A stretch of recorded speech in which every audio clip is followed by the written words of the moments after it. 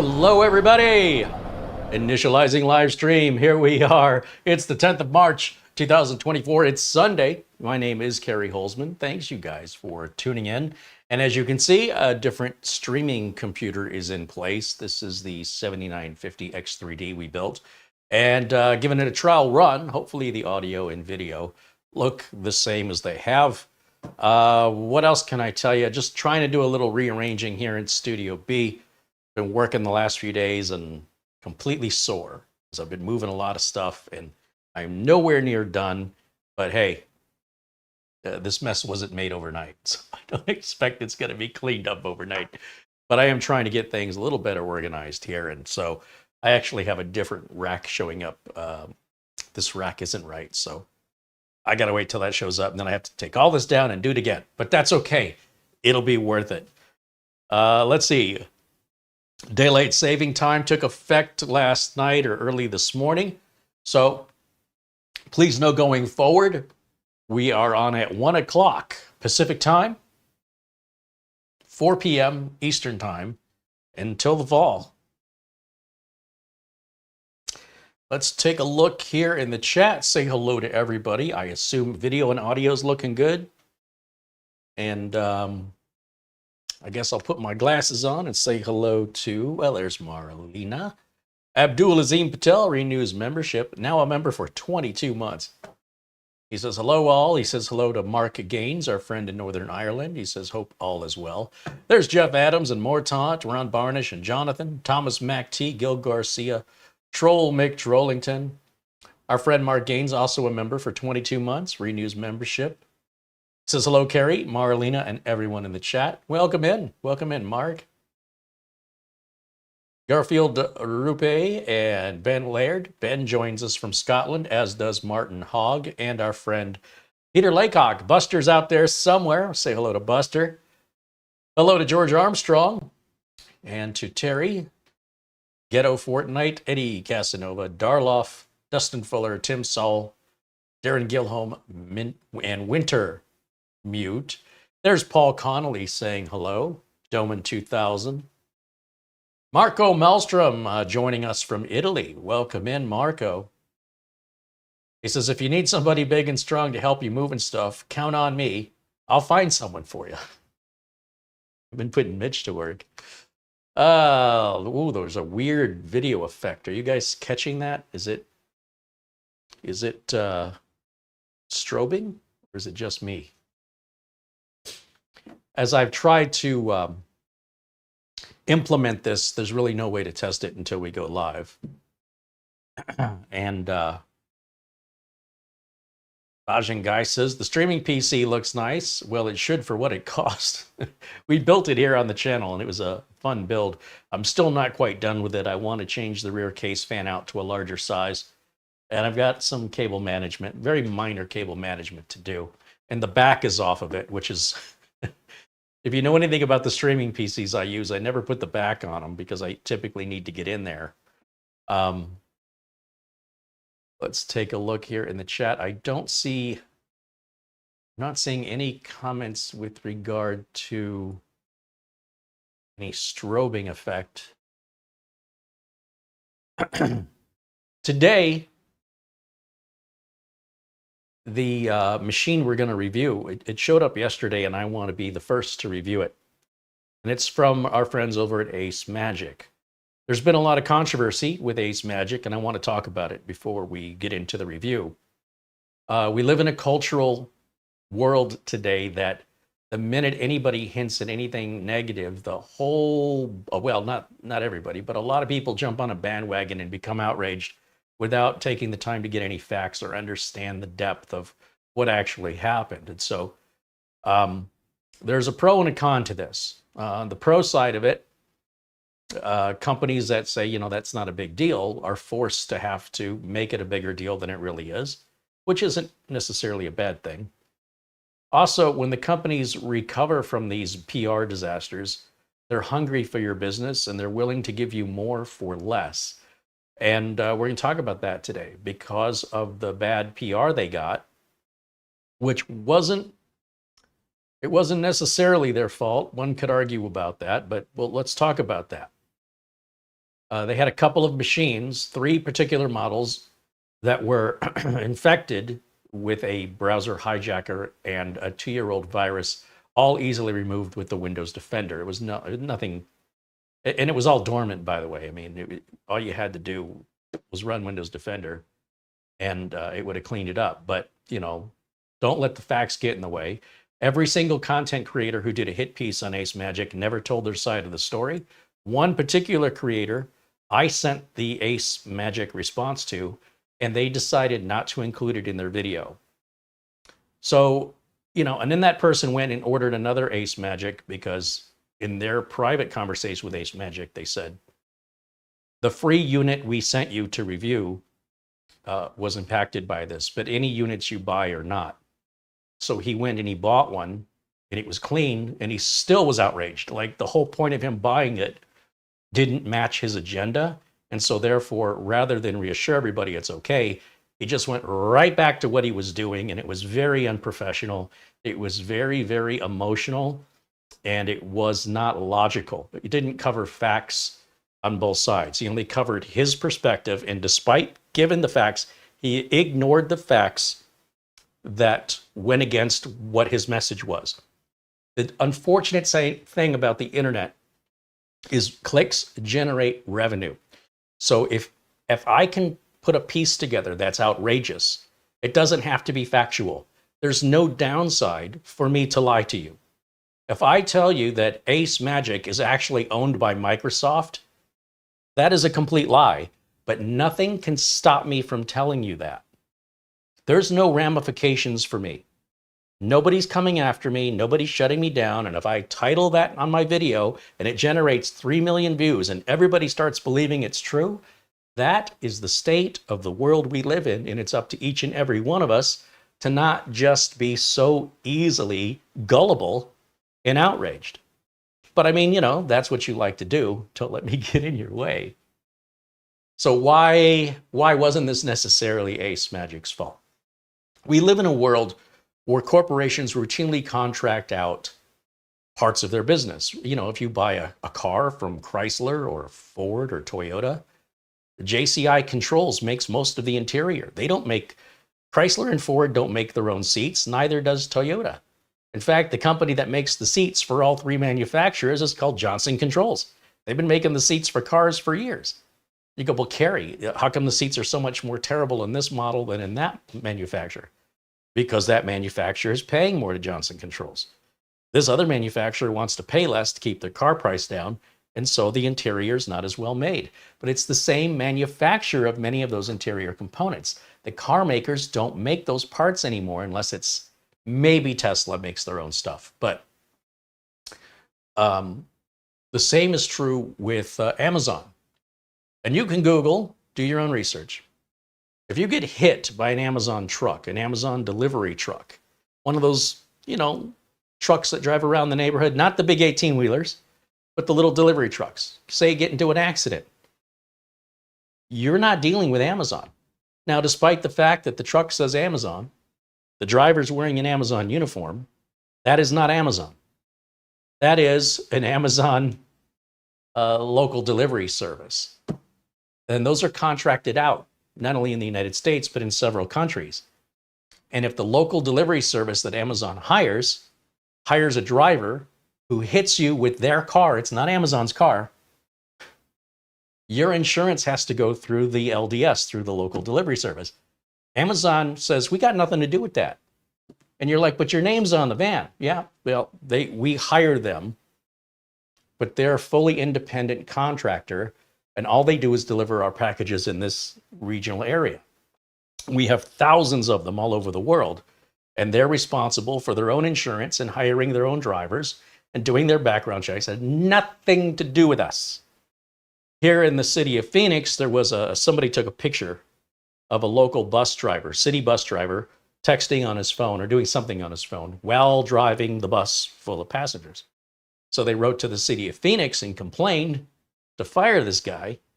The city of Phoenix said, he's not our employee. We hire drivers for our buses through a contracting agency. So we'll let the contracting agency, you know, see this picture, and ultimately it's their decision what they want to do.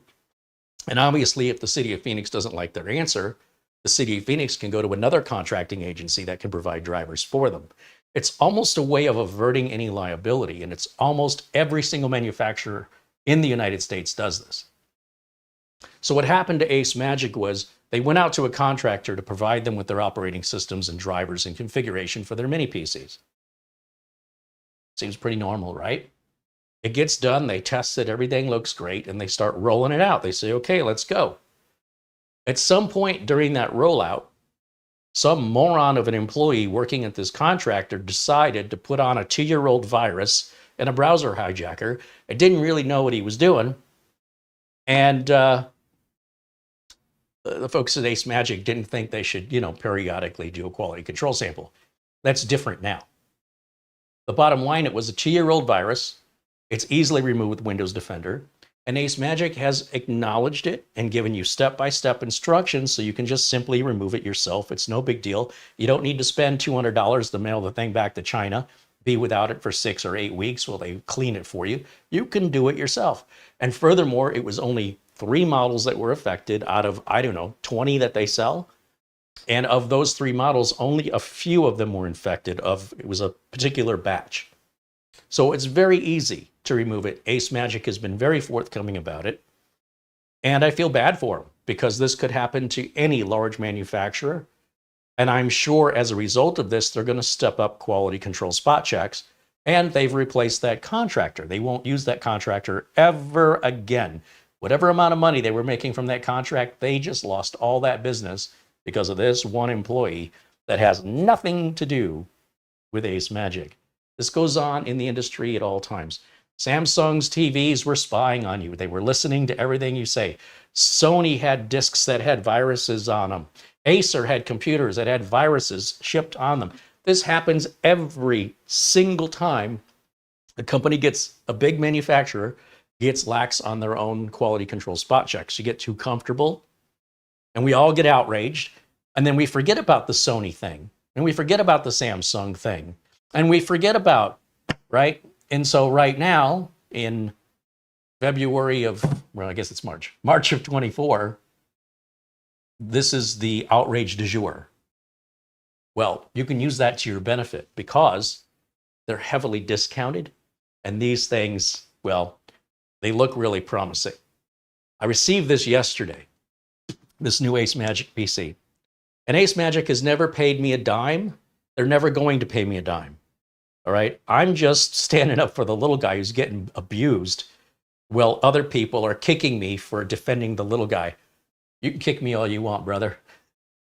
I'm way tougher than you could possibly imagine. I don't even notice it. So I'm going to stand here and I'm going to speak justice the way I see justice. And if you absolutely are so dead set on being upset, then enjoy what limited time you have here on the planet. I do hope that you one day find happiness because I wouldn't want to go through my life that way unless it was really justifiable. In this case, you can easily see how this has happened to numerous other manufacturers. And AceMagic is nowhere near as big as Samsung, Sony, Acer. You know what I mean? So the number of potential people affected were nowhere near as big. So to make a big deal out of it, like I said, on the pro side, it forced AceMagic to take it more seriously than they originally were. And as a result of that now, they're also offering deep, deep discounts to re-earn your trust. So there's kind of a good side. Now, rest assured, I opened this up last night and I updated it. It came with Windows 11 Home 22H2. I went ahead and put 23H2 on it and did a full virus scan on it. And you better believe there is no virus or malware or browser hijacker or Trojan anywhere on this. They are extraordinarily cautious right now, as you can imagine you would be if you were the victim of this scam, which is effectively what happened to them. Now, let's take a look at the website of what we're looking at today.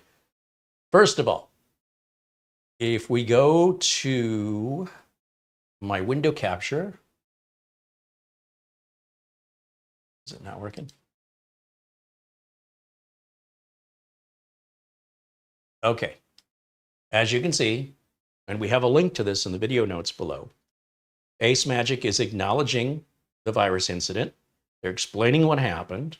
They have a return policy, a product retention policy, an exchange service, additional compensation, and reassurance of what they're changing to ensure this never happens again. I don't know what more people want, along with a tutorial that you can walk through that you can follow through click by click to ensure if you have an AceMagic that it's not infected, and if it is, that it will automatically clean it following these steps. It's way better than packaging it up and sending it back. A virus is just a piece of software. You just delete the software. It's not infected in the hardware of the machine. It's not in the BIOS. It's not in the firmware. It's simply a piece of software like Windows or like OBS. It's just not a big deal. Now, if you want to return it, they'll take it back. Looking at today's machine, what we've got is something new here. The F2A. Intel has dropped that whole Core i5, Core i7. That's gone now. So if you own a computer that's an Intel Core i something, congratulations, you own the previous generation of chips. Even if you just bought it today, it's old. What's new now are the new Intel processors that have neural processing units. So they have CPUs, GPUs, and NPUs, and that enables artificial intelligent workloads.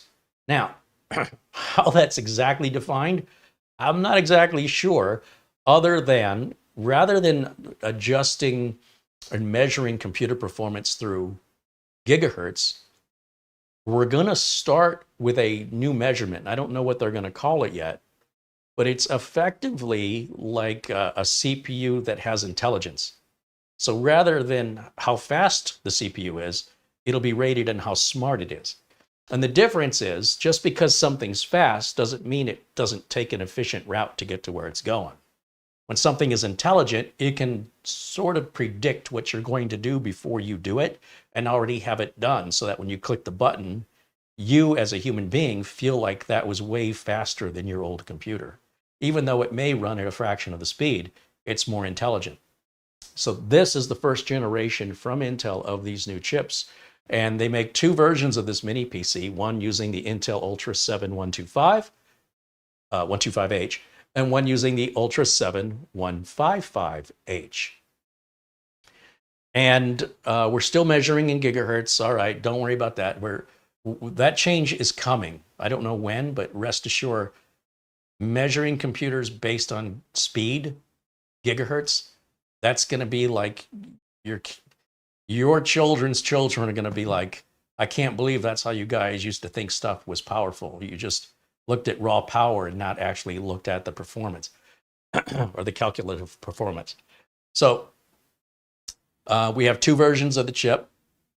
And if we scroll down, we'll see it also comes with Wi-Fi 7. Let me go over to one more tab here, and we've got the pricing structure. Now, the other site said, there's a typographical error there. It said Ultra 7, and the other one said Ultra 7. Well, instead of Core i7 and Core i5, there's an Ultra 5 and an Ultra 7, or Ultra. Intel Core Ultra 5 is a Core i5. Intel Core Ultra 7 is a Core i7. The lower number, 125, is the 5. The higher number, the 155, is the 7. And of course, they're priced differently depending on which model you're buying. These are equipped super nice, 32 gigs of RAM and 1 terabyte either way. All right, so they're really well equipped. They're a little bit larger than a regular mini PC. Maybe 6 inches by 6 inches instead of the typical 4 inches by 4 inches. We'll get it out of the box. We'll take a look at it. And we're going to start seeing more AI-enhanced software, including the big 24H2 update for Windows 11 is going to add a bunch of AI features that, if you have an NPU on your processor, are going to blow you away with what they're able to do. And let's see, scrolling, a little more information here. We've got 2 DDR5 modules that are upgradable, a 1 terabyte NVMe that's upgradable. Bluetooth is now at 5.5. I didn't even realize. I thought 5.3 was the latest. Here Here's the difference between the Ultra 5 and the Ultra 7. We're reviewing the Ultra 5 today. That's what they've sent us. And of course, they've got some examples of performance in video editing for Premiere Pro and Lightroom. And what else are they talking about? 20 billion parameters. I don't know. AI visual. So this is just the beginning of AI enhancements to popular software packages, and that will be expanding in the coming months and years ahead. Something called artificial voice, which can change your voice, I guess, when you're gaming, for synthesis, conversion, and cloning, and it can all do that. Somehow through AI, it handles this very seamlessly without taking a big hit on your CPU or RAM resources. 8K video output, again, a little difference there with Wi-Fi 7 and Wi-Fi 6. Windows AI, which includes Windows Copilot, AI Paint, AI Photo, and AI Clipchamp, are just the beginning. These are the introductions of the AI enhancements to Windows, and more will be coming.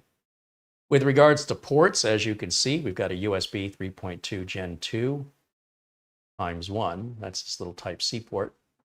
USB 3.2 Gen 1. There's 2 of them. We've got a 3.5 millimeter audio adapter with a power button. Nothing on the sides, but on the back, we have 2 more USB Type-A 3.2 Gen 2x2. That means there's 2 of them.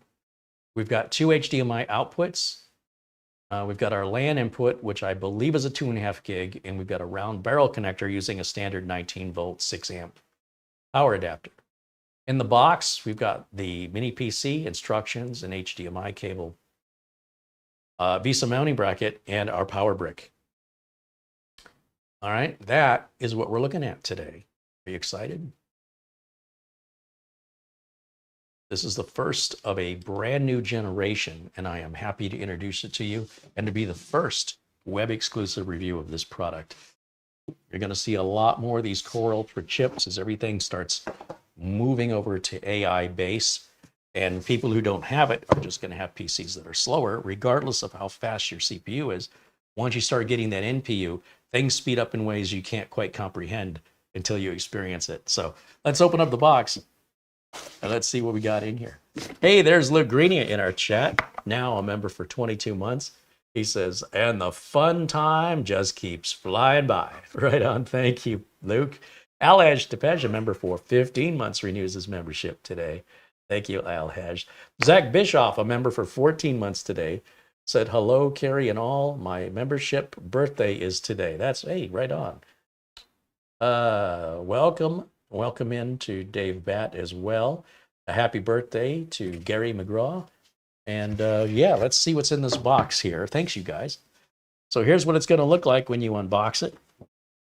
Now, there was a plastic wrap around this, you know, it's keep it from getting scratched up or anything in shipping. And you'll see it's a little bit larger than your average mini PC. And I'm going to bring it up to the camera and hold it so you can get a better idea of the size.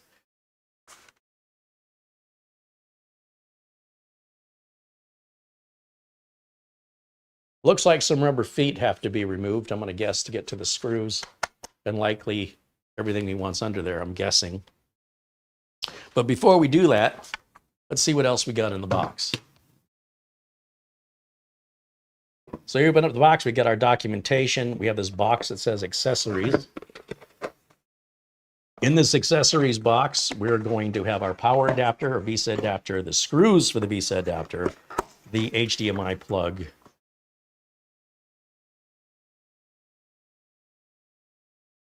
yeah, this looks just like a Nook adapter, or even a laptop power supply. It's going to use a standard PC power cable, not the Mickey Mouse cable. HDMI, VESA bracket, screws for the VESA bracket. All right. That's pretty much all there is. Some people have asked, what's the size limitation of the internal SSD? Sometimes these mini PC manufacturers will say up to 2 terabytes supported. There's no such thing as a size limitation on an SSD, maybe 20 years ago. What the manufacturers are doing is when they print up their documentation, you know, the biggest SSD you could buy was 2 terabytes. So they go, well, you could put up to 2 terabytes in there because nothing was bigger. They probably shouldn't have said anything at all, because if there's a 4 terabyte, an 8 terabyte, there's no such storage limitation that's ever existed on any computer in the last 20 years. Now, you could have fitment issues if there's chips on both sides. You could have heat-related problems if the chip gets really, really hot and you don't have the cooling for it. But with regards to compatibility, there's no such thing as a storage drive that's too big. That hasn't existed for well over 20 years. I don't know why manufacturers do that. It's just creating confusion in the marketplace. Can I put a 4 terabyte in this? You can put a 4 terabyte, whatever you want. Doesn't matter. Laptop, desktop, mini PC. If it'll take whatever the drive is, SATA, NVMe, then whatever the capacity is, it'll work. It's really the way it's always been for 20 years. I think it's weird I have to explain it, but what are you going to do? All right, let's give it power. And we'll plug in our HDMI cable, and we'll plug in our Ethernet adapter. I need power. I need some power. And I need a keyboard and a mouse, and then we can turn this bad boy on and see what we're in for. Okay. Let's plug that in right up here. Ben Laird with a 2-pound contribution says, if I win the lottery, I will keep up with tech, right? That's how it's always been my whole life. All right, let's switch over to this HDMI input right here, and hopefully I've hooked all the cables up right over here. We're about to find out. I'm going to minimize myself. Well, not minimize, but put myself in a corner. This, and let's turn it on.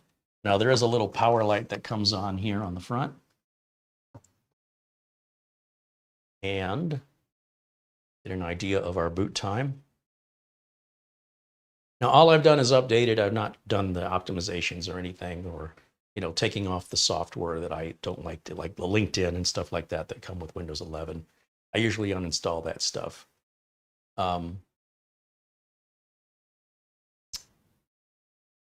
I hope this is not in 4K mode.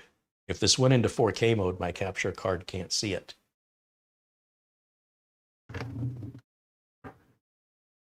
Just have that plugged in. Hey, there it is. I think when I picked it up and turned it, I pulled the cable. So let's do this. Let's get rid of camera 1 because you don't need to see me anymore, right? And let me go full screen over here on my side. Let's take a look at these performance specifications. Verify what we've got here under System.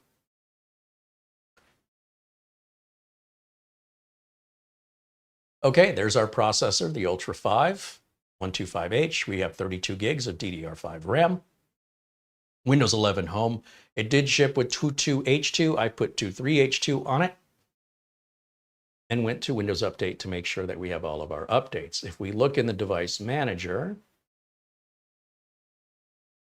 we can see that we have under networking options, we have our Bluetooth device. We have an Intel Wi-Fi 7 adapter and a Realtek Gaming 2.5 gig Ethernet controller. So no slouch there. If I hit Windows Update, we should see that we're all current. Now, the computer is extraordinarily quiet, but when you really start pressing it, you will hear the fans turn on. It's not crazy loud or anything, but you'll clearly know it's on.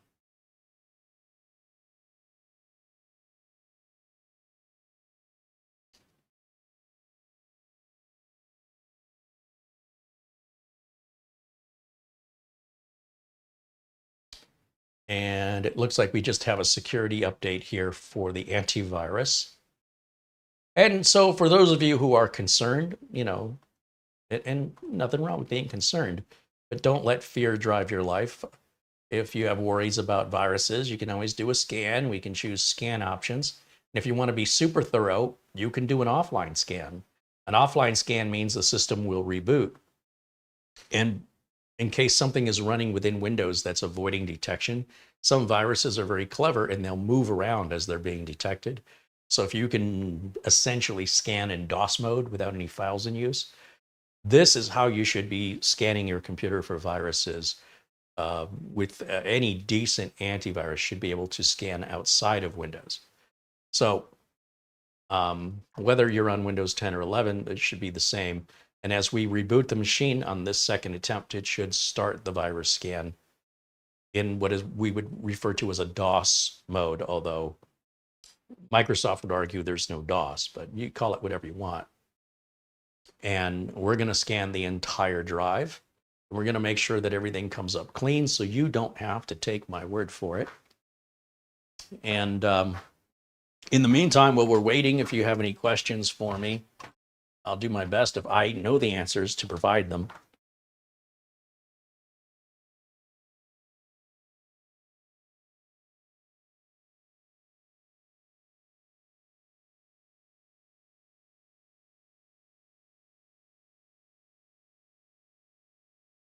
Planet Cryos with $2 says, on a Sunday, wow. Yeah, that's right. Sometimes you got to move with the tech. And I want exclusive content. I want to be able to provide you guys with unique content that you won't find anywhere else, but you will find copycats as we move on. You'll see other content creators just copying me. But I want you to be able to know, you saw it here first, that I'm the original, everybody else is copying. I don't care. I don't mind if they copy me, but you might not realize where some content creators are getting their ideas for content.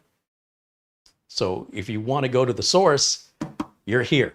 So thank you for joining me and for being a part of this really amazing community and enabling me to be able to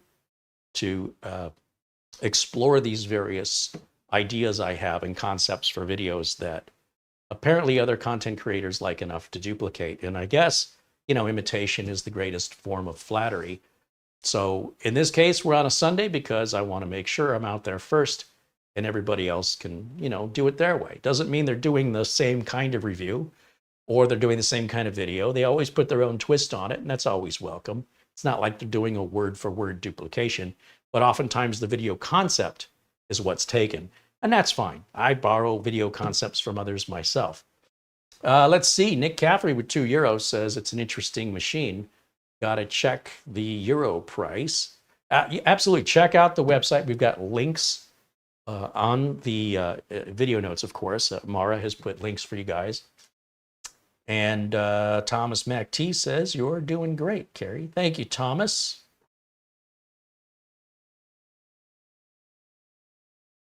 And then maybe after this scan, maybe we shut it down. We'll open it up, put the overhead camera on, take a look on the inside. I'm kind of curious. Kind of curious what it looks like inside. Wow, that scan was quick.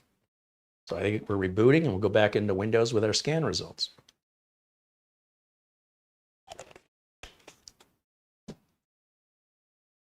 I hear the fan just a little bit.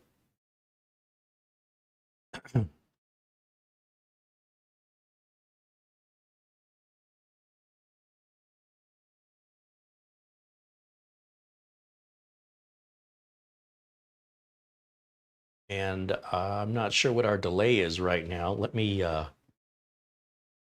go back over to put me on the screen just so you know you haven't lost the signal. I don't know if I'm having a cable problem, because that shouldn't take that long. Let me just, I have this terrible habit of not plugging cables in all the way. And I'm a little too gentle with them and they need a little bit more force. And that's usually, I'm my own worst enemy when it comes to that kind of stuff.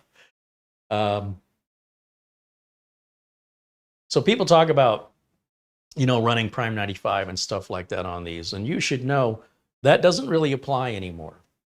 What's happening now, and especially with the AMD platform, if you haven't watched some of my previous content, is the BIOSes are now overclocking the chips regardless of what cooler you have. So in the BIOS, by default, it's going to run the chip at the until it reaches Like in many cases on AMD chips, it's going to hit 95 and it will never hit 96. And it doesn't matter if you put a $6,000 cooler or a $60 cooler or the stock cooler, it's always going to run at 95 maximum or 95.9 when it's under load. And AMD says, hey, that's normal. I'm upset because I've been switching around coolers. I went through 3 or 4 coolers and I couldn't cool this darn AMD chip down. And come to find out, the default in the BIOS is to allow that chip to get to 95.9 degrees under any cooler, under any load, and never exceed it. That means you can run Prime 95 all day on, doesn't matter. It means you can put a liquid cooler on it, doesn't matter. Obviously, with a liquid cooler, it's going to get hotter, it's going to go faster before it reaches the 95.9.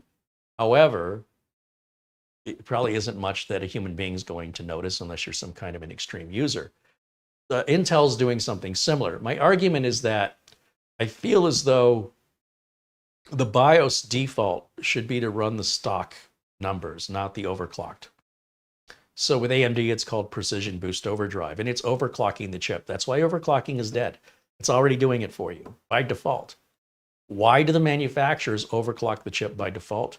Because they want you to get better numbers and reviewers to see better numbers when you use their motherboard. It's all a manipulation. It's all there to trick you and fool you. And it will drive you mad when you try and cool it.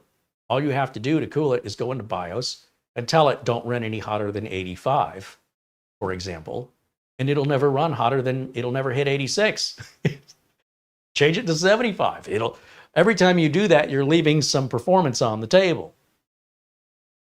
So I imagine, and I haven't tested, that if we run Prime 95 on this or any current CPU model moving forward, whether it's Intel or AMD, the default is likely it's going to lock in at a certain temperature, and no longer do I have to be worried if it exceeds 85.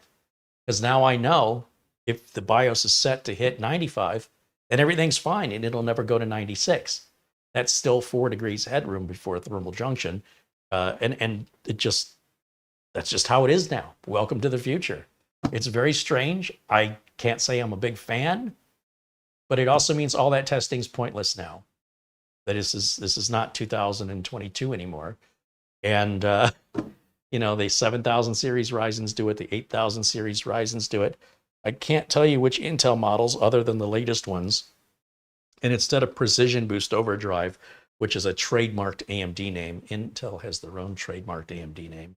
And the darn motherboard manufacturers are turning all this on by default, which I think is stupid.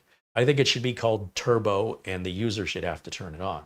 But be that as it may, you can rest assured that that's all in the past now. That sort of testing is pointless. What is it? Thermal velocity boost? Is that what they're calling it? I don't know what Intel calls it. Now, whether or not this specific unit has that, I would imagine it does. So all that kind of testing moving forward is completely pointless. The chip's going to reach whatever the thermal setting is in the BIOS by default, and you'll never be able to exceed it no matter what you do, except go in the BIOS and change it. You can waste a lot of money on coolers and a lot of time trying to figure this out. And it's just a couple of key presses. And that's how they design them these days. So I hope if there's anything you get from this video, it's this obsession with cooling is now obsolete. And obsession with overclocking is now obsolete, with some exception to the extremists who will delid and do some crazy stuff. But for regular home lab users and enthusiasts, that's all done. That's all last decade. Everything moving forward is doing this all automatically. And as we move into AI, we're going to also, as I mentioned, measure performance based on how smart a chip is versus based on how fast a chip is. And we're changing. We're moving into this new type of technology. It's a pretty cool time to be alive to witness it. And 10 years from now, when we look back on how we were measuring performance on regular old CPUs, the people who are 10 years old today that are going to be 20 years old in 10 years are going to look at us like, how could you have been so simple-minded? How could you only care about one simple measure? And that's going to be obvious to them. But for us, we will see this evolution and this change. And it's going to be, for some people, very difficult to let go of what they learned. It's easier to train people who don't already have preconceived ideas in their heads, because you've got to defeat that preconceived idea, and some people don't want to let them go. This is what I learned, damn it. Yeah, that was what you learned, and that was the way we used to do it. But we don't do it that way anymore. We don't defrag hard drives anymore. We don't do a lot of things anymore. We don't partition, multiple partitions separating programs and data anymore. There's no practical reason to do it, and yet people will defend their they'll defend what they learned 20 years ago. And what their argument is I refuse to accept the new way of doing things because the way I've always done it has worked for me. That's why some people may still have landlines, don't own a cell phone. That's why some people refuse to adopt to the changes. Like, Netflix was sending DVDs up until September. They shut that down. There's still Redbox, where you rent. Why would you rent a standard definition DVD when you could be watching it in HD, not have to go to the store, but you could sit on the couch and push a button? Some people refuse. And that's okay. It's okay. But that's not what keeps this channel moving. We're not living in the past. If you want to live in the past, we have videos going back to 2008. Enjoy. If you want to keep up, I'm here to help you keep up. And even I'm struggling to keep up. So it's not like we're getting that far ahead. We're just keeping up. You don't want to keep up? Don't bother yourself, all right? If you still like cooking with lard and smoking cigars, you know what? Have at it. I hope to think that as a society, as a human race, we've evolved to move beyond some unhealthy behaviors, as well as educate ourselves to keeping up with, gosh, there's so much cool technology out. Whether it's LED light bulbs that are more energy efficient, they last forever, they're brighter. I could go on and on. Newer appliances, stoves, ovens, microwaves that are so much more water efficient, energy efficient. They don't use as much electricity. A dishwasher can wash your dishes using less water than you washing them by hand. But don't tell that to some people. They'll rather waste the water because they say their dishwasher doesn't work very well. Well, if your dishwasher's over 10 years old, you're probably right. But buying a new one, it'll pay for itself just through the money you'll save in water and electricity. But some people do not want to hear it, and that's just the way it's going to be. So I don't know which one of those people you are, but history will leave you behind. As the human race marches forward, they will not wait for you. If you choose to be left behind, no one's coming back for you. This is the harsh reality that I've learned in life. You can keep up or don't. It's your choice and it's your freedom. Now, let me go back over to this machine here for just a second, because I want to see if you guys have any questions, if you want me to check anything. Remember when Windows was ready to shut down and it would tell you, you can turn off your computer now? Do any of you still have to manually shut off your computer when Windows says it's okay to do so? Remember those days? It wasn't that long ago. We've moved on since then. Let's see. Scroll. Bajan Guy says the Ultra 7 version is only $100 more than the Ultra 5 version. There's some great discounts. Again, AceMagic is hungry to give you a discount and to earn back your trust, right? So that's the good thing about this negative PR event, is it can benefit you if you don't want to, be part of the torch and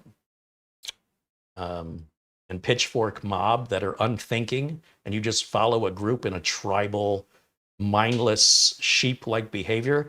But if you want to think for yourself, well, the mob and the sheep are all angry looking to the right. There's gold that you can be picking out of the hills on the left that nobody's paying attention to. And I feel like we're in that situation. There's a 40% off discount bringing this machine down to $660. That's a lot of machine for $660. Remember, we've got 32 gigs of RAM in this bad boy, and it's DDR5. All right. Scroll. Looking through the chat room.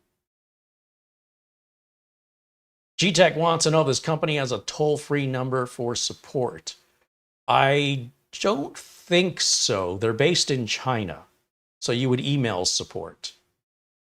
You wouldn't probably understand them on the phone if they did have a phone number, because their first language is probably Cantonese or Mandarin, and you would probably have a language barrier. If you'd like a number that you can call for support, there are companies like Simply Nook that will sell a machine like this for around $1,200. And that extra price you're paying is for that local support. Support is not free. So that the better the value, the better the discount, you're going to sacrifice some things. Just know that. Now, Luke shows they do have a phone number, although I've never called it and I don't know what would happen. And I would be concerned. Luke says their phone number's on their webpage. If anybody wants to try it out, the only time I've ever reached out to AceMagic for support is through email, because there's no accents in email. There's bad grammar and bad spelling, but there's no accents. And those accents can be very difficult, for me anyway, to understand what they're saying.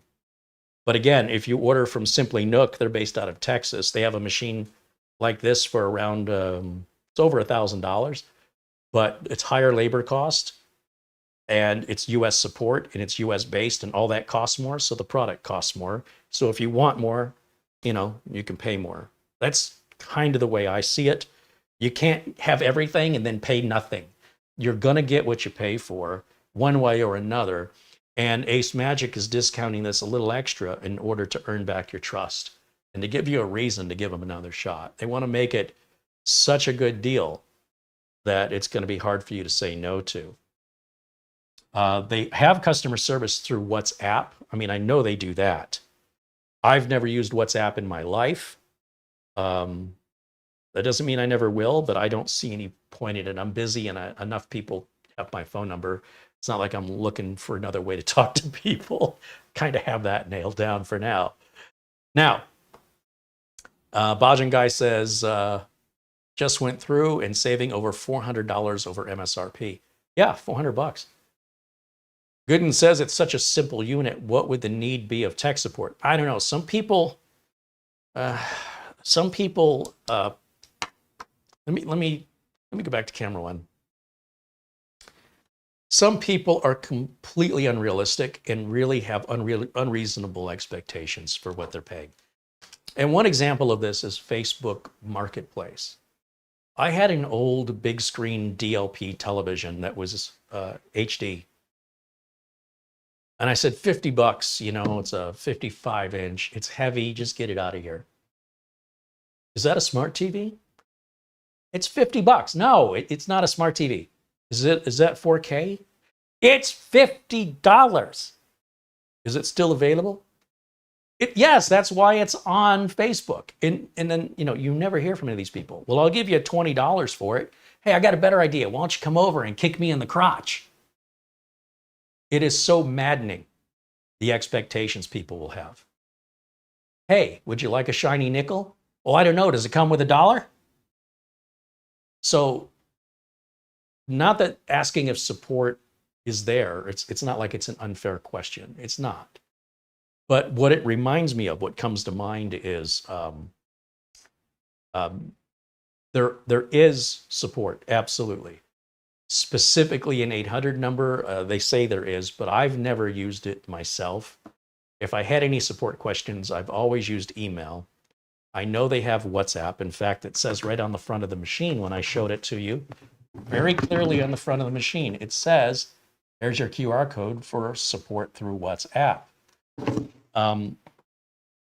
If you're somebody who wants customized handhold service, it's available from Simply Nook, where they charge you more. If you would like a butler, it costs more than owning an Alexa. You understand what I'm saying? Like if you want those kind of things, you pay more for those. Most of us can't afford a butler or a nanny. So, we get by with whatever we can afford and make up the difference in the price by taking care of it ourselves. So, having Alexa can be helpful. Sometimes you still got to get off your butt and, answer the door. If you don't want to, you can hire a butler, but that's going to cost you a lot more than an Alexa. All I'm saying is have realistic expectations. And again, I don't know what you'd be calling support for. If you had a problem with the unit, you can order these from Amazon. Amazon has a 30-day return policy. You could come here for help. We'll be happy to try and help.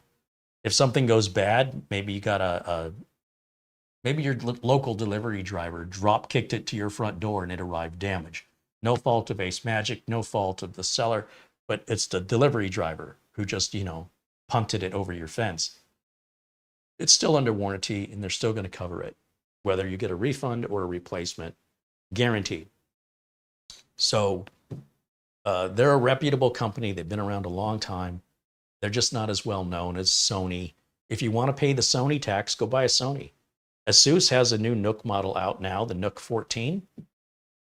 It's going to be a lot more than this, but no, you're dealing with Asus.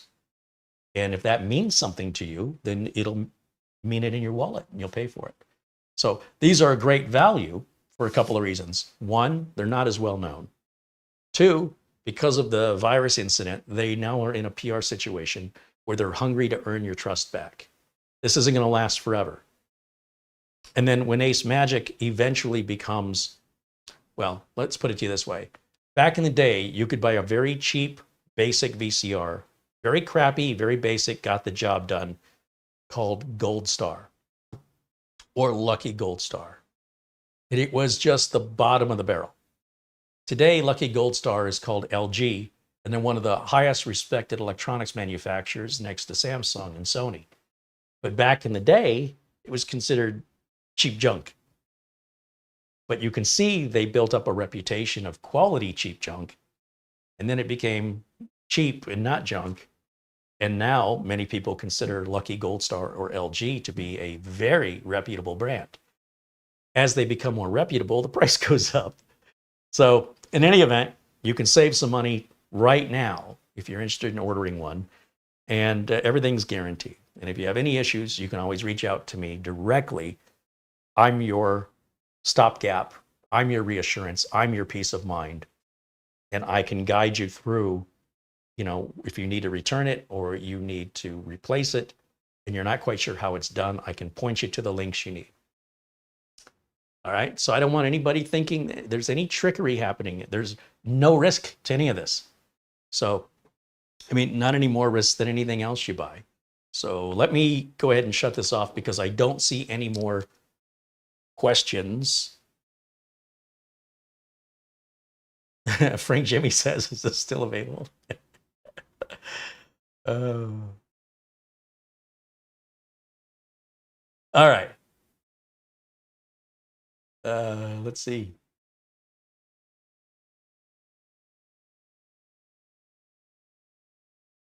Jason Willis said, we used to have to park hard drives. That's right. There was a DOS command called park. All right. So here's what we're going to do. We're going to shut this down and let's open it up and see what it looks like on the inside. And you can decide on the quality for yourself.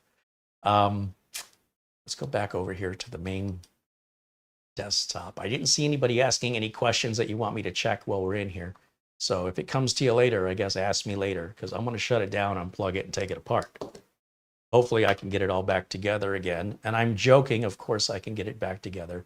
It's designed to be opened very easily for upgrades. And we're going to start by just unplugging everything, including the mouse dongle there. We have these 4 rubber feet, and I've got my overhead camera I can plug in. So I'm going to just bring this over here. You know what? Let me bring this down first. And I need to plug in HDMI cable. Geez, I hope I hooked this capture card up right. But in theory, this should work. Turn this on. One of these buttons turns it on. Yikes. Straighten that bad boy out right there. And bring it over this way. One-man operation. Everything's live and unscripted. As a reminder, everything you see is real. I can't stop to correct any mistakes. This is how we shoot, because this is what it's like to be a real repair tech when a customer's looking over your shoulder with a repair. No pressure. Let's try close-up camera. Is that going to work? Sort of. Where are we? We're over here. So if I want to move this way, hang on. Hang on. Oh, let's turn it like that. I got to straighten this way. So weird. And then we'll zoom it in a little bit.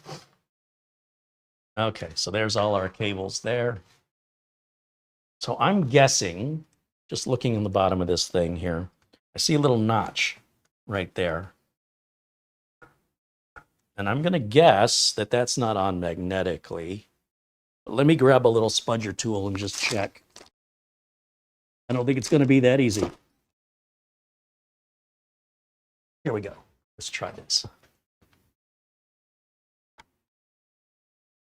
Yeah, something's holding it in. So I'm going to guess screws have got to be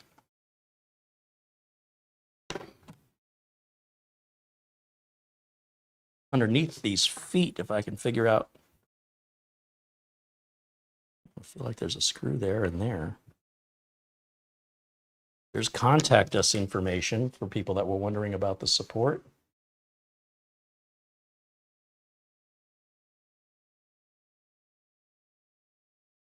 And you can freeze frame that if you want that for reference.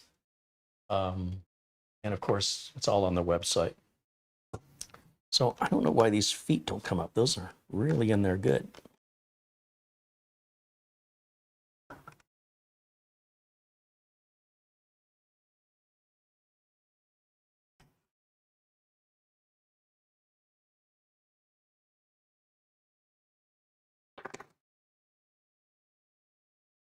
I feel like that really does not want to come out.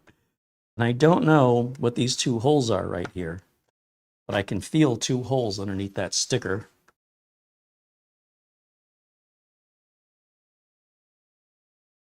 I'm almost afraid to put any more pressure on it. So I'm going to just take a quick look in the manual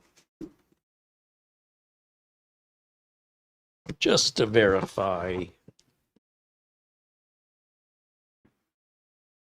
see. Sometimes the manual has information and sometimes it doesn't.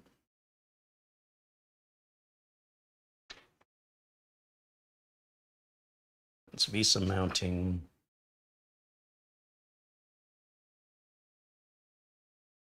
In multiple languages. So that doesn't really tell us how to open it. And I do, I see this notch and I feel like, I feel like something's holding it in the corners. Again, I don't know what these things are right here. And I don't want to break it. But there's definitely something holding it in the corner. That is absolutely certain. But those rubber feet do not want to come up.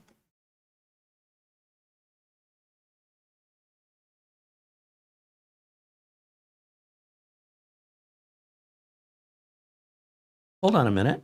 Wait a minute.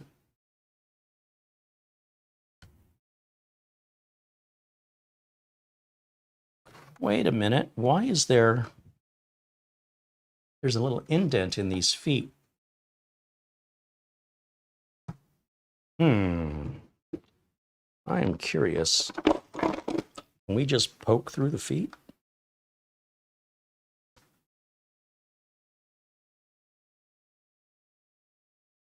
Maybe not.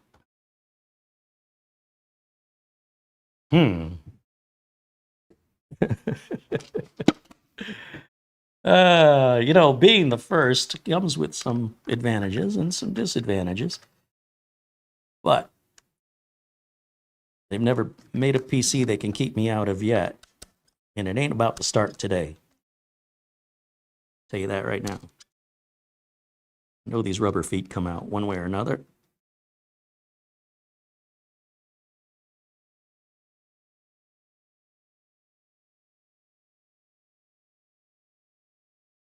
and I am pretty sure I am probably doing this the hard way.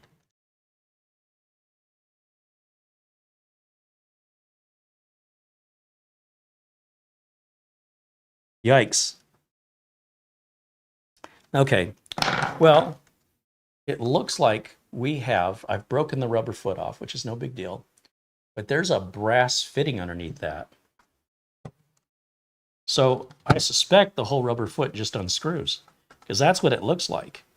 I told you I was probably doing it the hard way, right?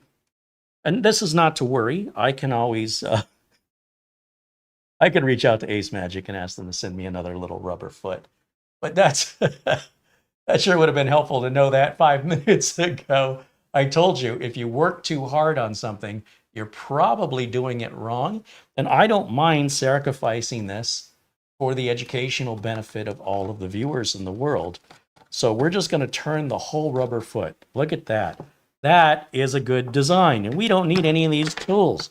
That's 100% toolless. And prying up the rubber feet is only going to gouge this and rip the rubber feet. Whoopsie. Now you can take something and pry it up right here, you know, when you're not an idiot like me. And be careful, there's a little fan right here and a wire. And as you can see, we've got an M.2 that's made by Kingston. We've got our 2 sticks of DDR5 RAM, 16 gigs each. These are made by Kingston. Also Kingston. All right, so you can put 96 gigs of RAM in there if you want. Pop that bad boy back in there. We have another M.2 slot right here. But do keep in mind, you've got this cable that you might have to reroute to make another full-size M.2 install. There's no room for a 2.5-inch drive. I also don't see the Wi-Fi adapter. The Wi-Fi 7 is usually serviceable here. Now, obviously, we can take this cover off and get down a little deeper. So what the heck? Let's go ahead and do that. Let's remove the RAM because I'm not quite sure what might be in the way. And let's remove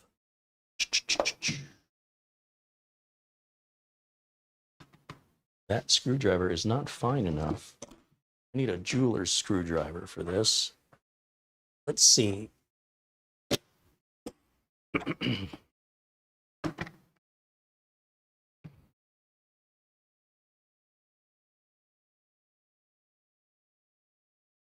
Take that off, set it there. Take that out, set it there.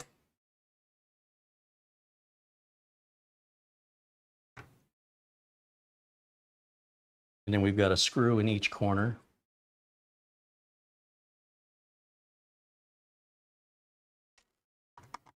This is very simple to get into, you know, once you do it the right way. I'm sorry, I gotta crack myself up. All right, let's see. Somehow this lifts off. Now, I don't want to break this fan, so I'm gonna just unplug it.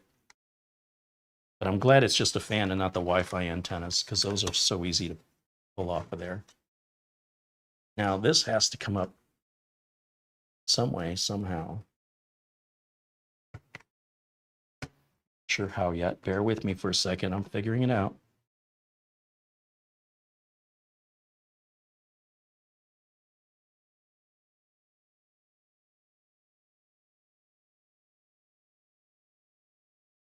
Is it the top that we've loosened?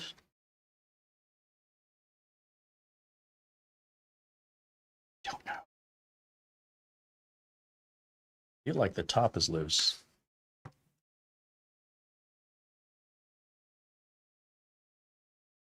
We got a little Kensington lock port right there. Just wondering if there's some way I can kind of get something to push that lid up. Hey, there it goes. Kind of feel like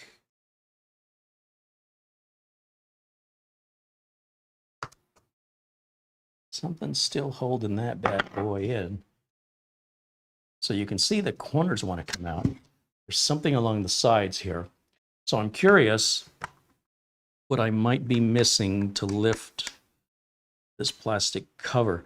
Now the plastic cover seems molded as one piece, and that would imply to me, I'm looking for a seam, and I don't see a seam here,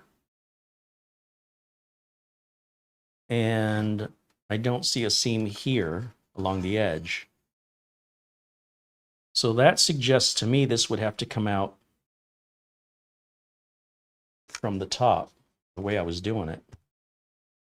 But it also felt like something else was missing.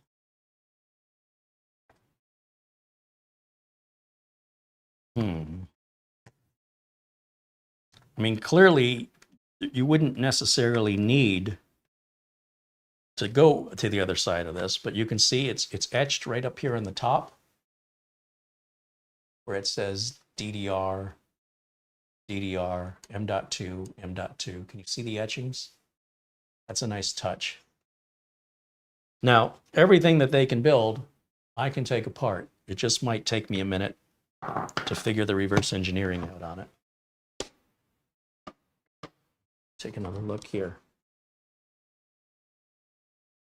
In many cases, when you're struggling, it's something simple and you're doing it the hard way. That's what I have learned. And I do feel like this looks like it's all one piece. This whole body feels like it's one piece. And it's the lid. Oh, look at this.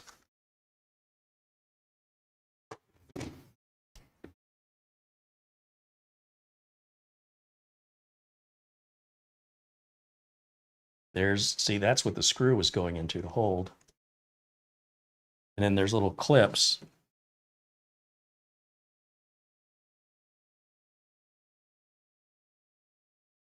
And I'm guessing you can take it with the gold or without the gold. It looks like it comes off either way. It looks like there's a little clip in here. You know, snaps in.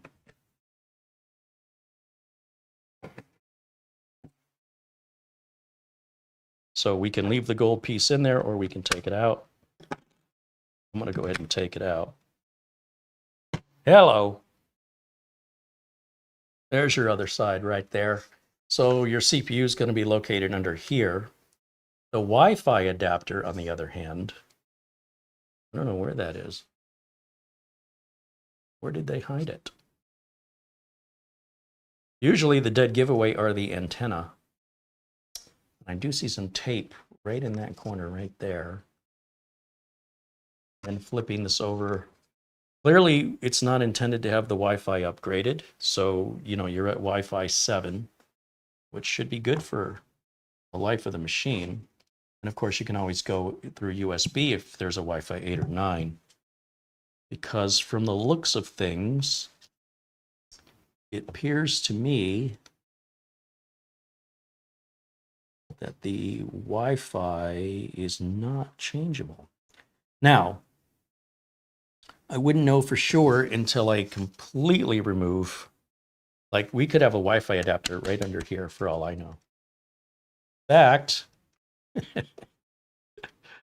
In fact, there should be nothing else holding this in. It should just pop out. Now, why they wouldn't give you access right here, I don't know why.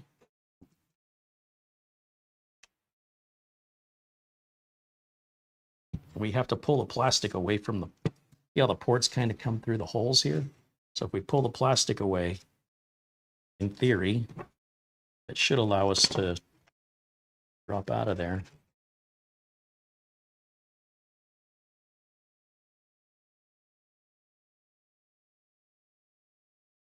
Something's holding me in on this side. Maybe possible we need to let this side out first. Something is holding us in here. You know what? I see two very tiny little screws. One right here. Maybe that's my problem. Don't use force, folks. I cannot explain it enough. You start using too much force, you start breaking things. So these are some pretty unusual looking self-tappers here. Now, maybe this will come out. Is that what was holding me in? Yeah.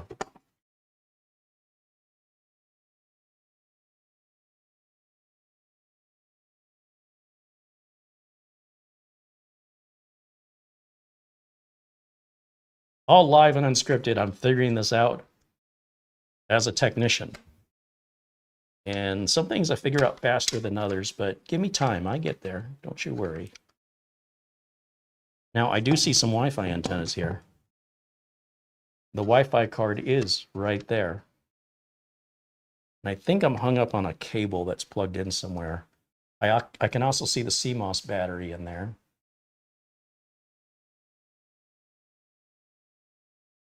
I don't know why that's not more user serviceable, but it's located right under this. That's a strange. All they had to do was open that up a little wider. It's right next to the RAM. Now, you want to be careful when you pull this out because you can rip these antennas off. And I can tell you from experience that sucks. So that we've got another cable holding us on somewhere. Just can't find it. Oh, here we go. I lied. It's just the antennas that we've got to be worried about. So there you go. There's your two M.2 modules, your RAM sockets, your Wi-Fi adapter is replaceable, but you got to go through a lot of work to get it out. And then on the other side, you know, there's the back. There's the back of it. There's the top of it here. And we can set that back in place. I mean, first of all, nobody should need to get in it that deep. And if you would need to get in it that deep, it's actually not bad. Once you have some video reference you can watch, like mine, you won't have to guess. I'm doing the guessing for you so we can share this experience together. So we'll put that screw back in there. If I can find mount point, there it is. We can put that screw back in there.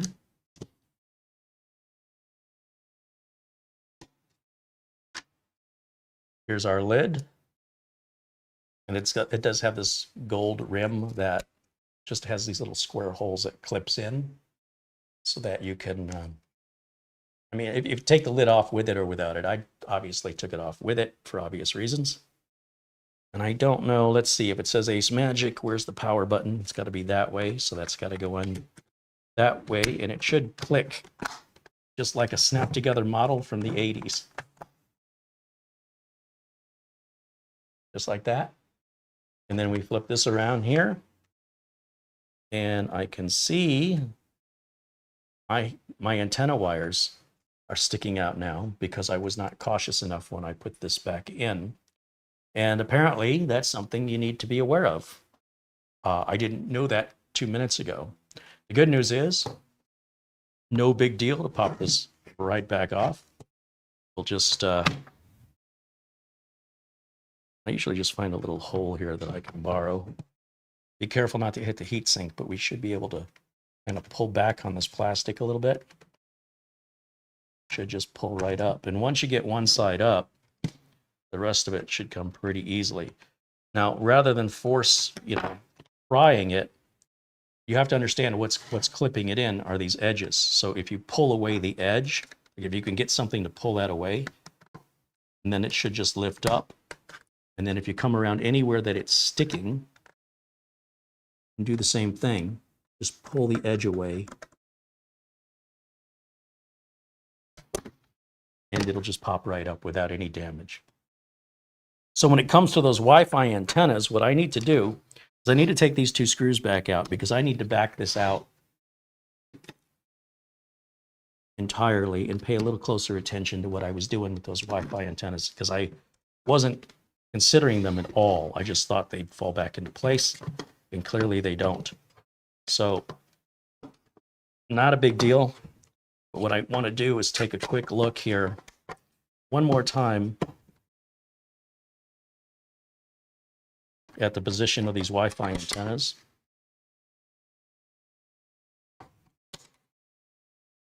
Which are right here. And you can see how the Wi-Fi antennas are right next to the RAM. And we know we have that piece of plastic going this way over the Wi-Fi card. So when I put this back in, I just want to make sure that those Wi-Fi antennas don't double back on me like they did. And I'm just going to bring my finger in here. Don't pull on these cables very hard, just enough to kind of keep them aligned off to the side, or we can also push them underneath these front ports here. Looks like that may be the way they want them to go now that I'm really looking at it. If they were taped down, we would have ripped the tape up, pulling them out. Let me just flip this around now, and you can see it's much cleaner. Not a big deal. Basically, I ran the cables around the edge, around the corner. No big deal. I just didn't know. And now that I do know, I can share that with you as I learned it. We learned it together at the same time. All right, now I can put these screws back in. One will go here. And one will go here. Just like this.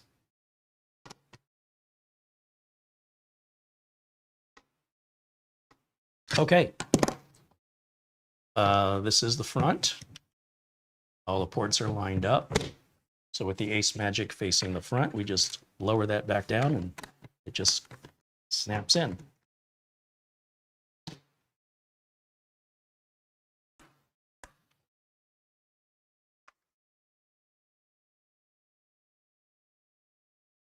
And then once it's snapped in, the 4 screws can go back in and that'll lock it in.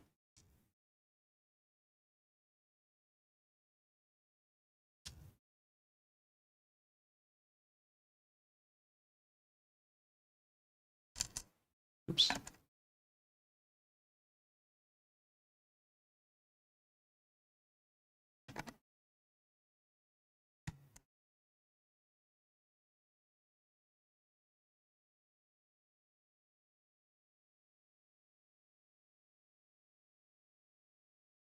Don't over tighten these. You don't want to crack the plastic. You definitely do want it to be tight. RAM.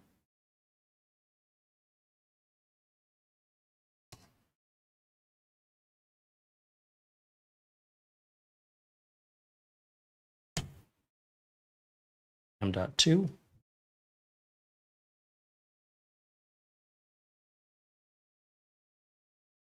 All being shown in real time without edits.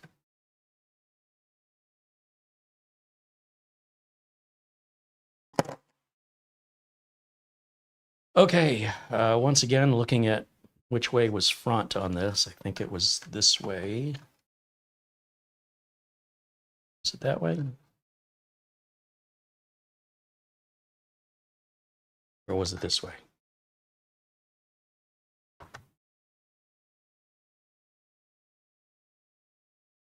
I can't remember if the contact us was towards the front or if the contact us was towards the back. I'm going to say the way this cable's bent, it looks like the contact us went that way. So we'll plug this fan back in.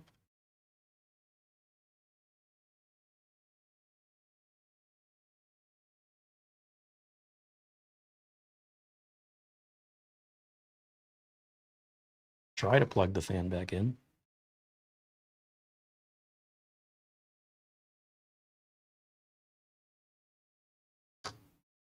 It's got to go that way.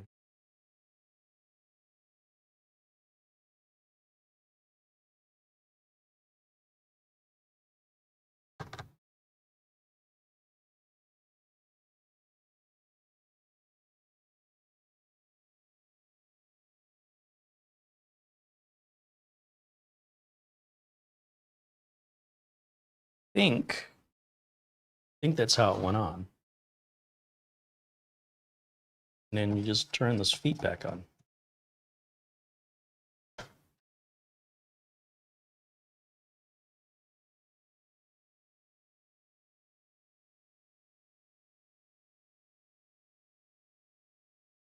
Now, I suspect if something isn't lining up, then maybe this goes the other way around. But it seems like everything's lining up fine. I just can't remember if this little indent This little indent right here. Well, that indent's in the back. Okay. I just can't remember if the contact does face the other way. I can rewind the video and look. And then there's my broken foot. Whoopsie. I didn't know. See, I'll take the hit so you don't have to. The good news is at least half of the foot's still there, so this shouldn't wobble or scratch the desk. It should be, yeah, you wouldn't never know. And we can plug it all back in. A 1, 2, 3, 4. Turn it on, get a power light, and switch over to our HDMI input. And ba-boom, bada-boom, bada-bing, we are booted. That's a fast booting machine right there. And there you have it. That is the AceMagic F2A, and this is the Core Ultra 5 version. First look, YouTube exclusive. You're the first ones to see it. Don't you feel special? Now, of course, I'm happy to take your questions if you have any, if they're on topic. So do you have any on-topic questions? I may not know the answer, but you're welcome to ask. Let's go back to camera 1 and let's see what the chat room's saying as I wipe the sweat off my brow of a live video of me not knowing what I'm doing. But I always figure it out. That's the important thing. Always learning, always looking for new experiences, and always wanting to share those experiences with you. So it's almost like you had the experience yourself. That's a much better lesson. It'll stay with you longer, right? When you do it yourself versus watching somebody else. So if you're watching me together, we're learning it together. It's almost like you just did it yourself. I bet you'll never rip one of those feet off. I'm just saying. I mean, if you do, I got no help for you. I don't know what to tell you. All right, questions. Are their onboard graphics better than the 780M? They are not. Intel's ARC graphics are getting better, but if you're into gaming, AMD's integrated graphics are superior. Is there a certain niche this system fits? Well, it's a powerful desktop replacement computer. So when it comes to any sort of productivity or general usage, you know, it's maybe even overkill for almost any type of work that would be done in an office, almost any kind of photo editing, video editing, anything other than AAA title gaming. Not that it couldn't do it, but I don't think you'd be happy with it. I've always told some friends who've asked me, you know, would this $300 computer be good for gaming? If you're spending under $1,000, it's not going to be a good gaming computer. It might be okay, but you're going to have to break $1,200 and higher if you want to do AAA titles in high resolutions, especially on multiple monitors, or even if you just want, you know, 90 frames per second minimum, which a lot of people do playing at, you know, even 2K, you're going to drop $1,200 minimum to get there. So gaming is a very expensive luxury. I still recommend a PS5 or an Xbox if you want to do that sort of thing. But to each their own. If you have that kind of money to throw around and that kind of time to just sit around all day to do something that makes no difference in reality. So you won the game. Now what? You know, who knows? Who cares? What difference did it make in the world? It's your own personal accomplishment that was only virtual and it's just like playing pretend. And you want to play pretend for hours and hours and hours every day and you want to pay good money to do it? I mean, it's great when you're 15 or 12 or 6. But as an adult, I find my entertainment comes from helping more people and running my business. And the challenges, the real life challenges I have to overcome are far greater than anything Donkey Kong ever presented me with. So, you know, once you win the game, there's no real world reward for that. It's all in your head. It's all pretend. And if that's the world you want to live in, don't let me stop you. But with regards to what this machine would be good for is basically anything but gaming. Whatever is up to your imagination within certain reasonable limits where you would need a workstation, for high-end CAD work or things like that. But, you could use this for audio mixing. You could use this for video editing, photo editing, especially with the AI-assisted versions of those software products. It could be quite impressive. So the question is, what do you need a machine to do? Because that would be a shorter answer than asking what this machine can do. It's sort of like, where can I go in this car? Well, wherever this road leads connects to every other road on this continent. So anywhere on this continent, could you be a little more specific about where you might want to go? Because if I told you all the places you could go, we're going to be here a long, long time. So where do you want to go? And I'll tell you if the car could get there. If you say Europe, yeah, it ain't going to work. But if anywhere on the continent, every road leads to every other road on this continent. So that's pretty incredible. This would be a great office computer right out of the bat. I can tell you that my office clients would be blown away by the performance, size, and quietness of this.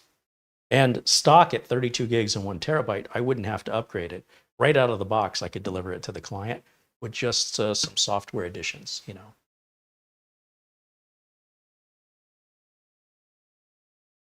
Brian Madonna says, I'm not sure I would spend over $1,000 on a mini PC. Well, again, it depends what you're getting. It's not like you're going to spend $1,000 on a mini PC to buy a $100 mini PC. And if you're gaming, I've seen people drop $600 on a GTR 7 and then turn around and drop $1,300 on an RTX 4080 and then drop another $300 or $400 into the enclosure. And when you add all that up, that's a $2,000 gaming rig that won't perform as well as if you built it in a desktop, because that graphics card's being bottlenecked by however you're connecting it, whether it's USB Thunderbolt or OcuLink. You're not going to get 100% performance out of that graphics card because of that bottleneck. But people do it, and it's complicated. There's wires, and it's messy. Just buy a desktop gaming PC, and if you're going to be that way, buy it pre-built, be done with it. They make them pretty nice now where you don't have to do all the work. And if your whole thing is gaming, you're probably not a very technical person. So, you might be, but probably not. Let's see. Luke Greenius says he's got the CK10 AceMagic. He says it runs 24 hours a day. It only gets reboots for updates, and it streams Plex flawlessly. Oh, sure, that machine's overkill for Plex. Would you recommend replacing the NVMe with 2 Samsungs? No, because when you look, we haven't tested these NVMe's. Let's do that. But basically, any difference we're going to see in numbers are mostly placebo effect. When you're getting fascinated by these numbers, it usually doesn't mean a whole lot in reality. You're reaching a point of diminishing returns in performance after you exceed 1,000 megabytes per second. Most human beings can't tell that to 15,000 megabytes per second. It literally results in the file transfer speed differentials of milliseconds. It can only be measured through software. Without such measuring software, the human being can't sense it. Or they can sense, but they can't be precise with just how much faster it is. It's very subtle. Unless you're moving very large files, in which case moving large files would probably be moved externally, not internally. And you probably wouldn't be doing it that often because you'd run out of drive space very quickly if you're moving those files that large and you're that impatient. Now, if you wanted, as an emotional need, to change the drives out to Samsungs, you could. But as a logical financial investment, it would be a foolish waste of money, in my opinion. Now, if we take a look here at, let's see, I always throw VLC. I haven't done any of the configuration on this at all. Throw VLC on it. And while it's copying that, I like to put on the Microsoft PC Manager, and I like to put on Uncle Carey's Windows 10 Optimizer. So we'll throw that on there. And then under PC testing software, we will throw on Crystal Disk Mod, CPZ, Crystal Disk Info. So, that's fast. You think that's going to run any faster with the Samsung drive? You know what I mean? Like the bottleneck there is on the USB drive. So I don't know who you're doing this for or why you would do it, but you certainly could if you wanted to, but to me, it would be a waste of money. However, it's your money and you absolutely can do it. Would I do it? Is that the question? No, I would not. Because no matter how fast or how slow this Kingston drive is, it's faster than you are.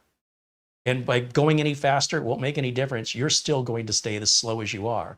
So unless you're doing something that's a heavy IO task, I would be curious, first of all, what that IO task is to determine if it would make sense for you uniquely to upgrade. But overall, I wouldn't waste my money. So let's run DiskMark 64 and let's just take a quick look at what these numbers are. These Kingston drives are put in for a combination of budget and price. Performance and budget is what I meant to say. So at 3,777, we're on a very low-end Gen 4 drive here. In fact, I almost feel like that can't be right. I want to stop the test and try it. I feel like this should be over 4,000. Whoops. One more time. I feel like that should be over 4,000.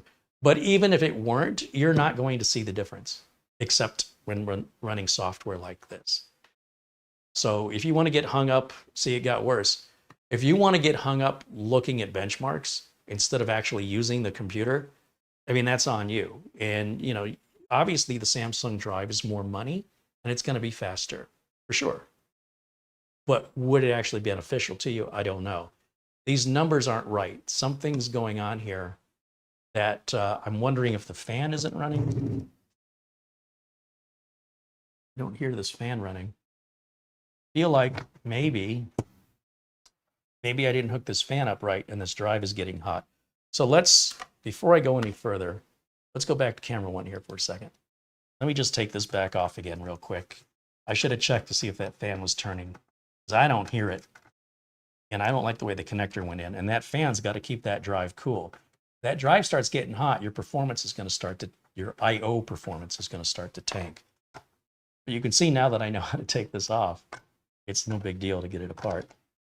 And then the other thing I'm worried about,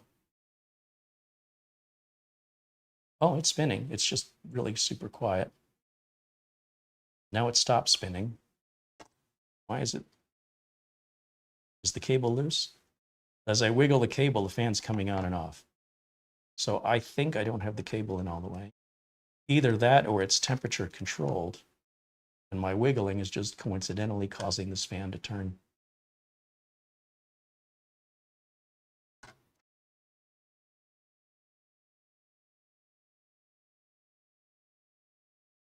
Let me just leave the feed off of it for a second. Those kind of numbers usually indicate heat-related slowness. Let me try it again. I want to see around 4,000.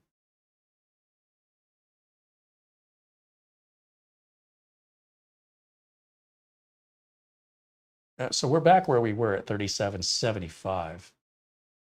Now, if we take a look at the Kingston model that's in here, let's go back to, I have to go full screen here, and we can pull Crystal Disk info up. And we can Google what the performance numbers of this drive are rated at. But getting hung up on this is really kind of foolish because in most cases, yeah, you can see we are running hot. And there's our number. You can Google that. I'm just wondering if maybe I don't have the, I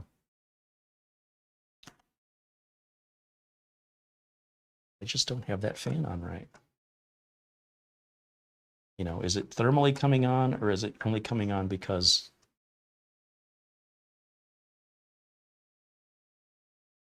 Okay. Well, first of all,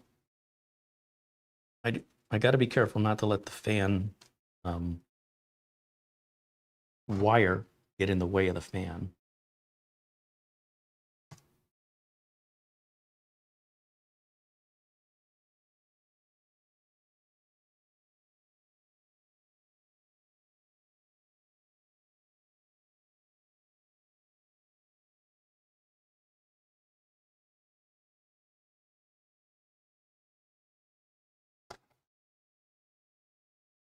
I just want to make sure that that's turning.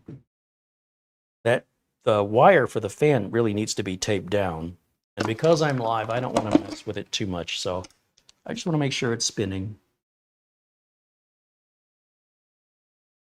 So it is turning on and off. Then that indicates to me, so I think it's being thermally controlled. I think it's coming on only when it needs to. And it's like right on the line. So it might be beneficial if you run into any heat-related issues to... Hold on a minute. Wait a minute. I don't think this goes on this way. The position of this fan may not be the right area.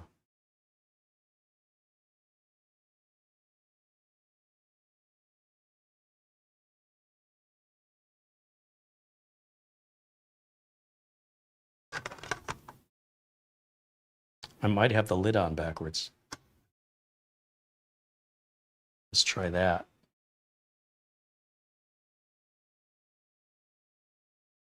I'd have to rewind the video and see if the contact us was facing the front or the back.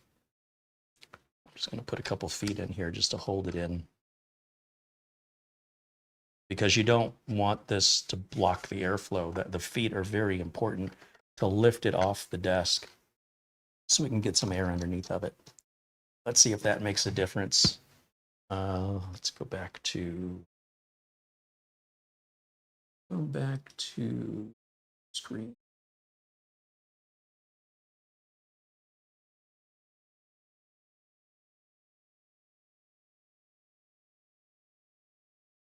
It is saying it's hot, and that's definitely going to impact our performance.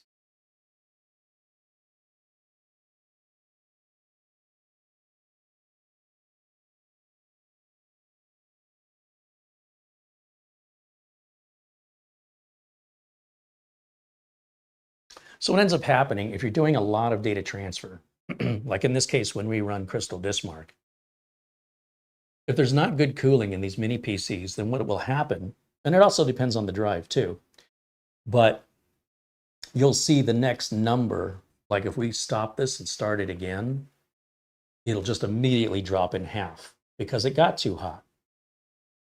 And if that fan is incorrectly, and I've oriented it right, which might be my fault, I didn't run this test prior, but you look at how the speed has dropped. And that speed is dropping because of temperature. So, is it because I put the thing on backwards? I don't know. However, most people wouldn't be writing that much data all at once like that to generate that kind of heat. But you might be somebody who does. Now, there's a couple ways to deal with this. And one would be, first of all, let's shut this down. And let's go back over here to camera one. You know, it's a good thing you brought this up because I haven't really thought about it. When you have name brands like Kingston, usually, you know, your RAM's going to be good. It's not the fastest. Your solid state storage is going to be fine. It's not going to be the fastest. And it's also not very expensive. It's quite affordable. But when we look at, we take this drive out of here. What do I do with my screwdrivers?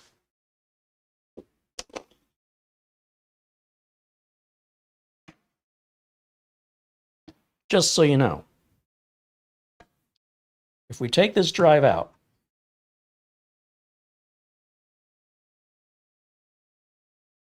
and we put a little heat sink on it, and I mean, these things are sold Amazon, AliExpress, they're, I don't know, $6.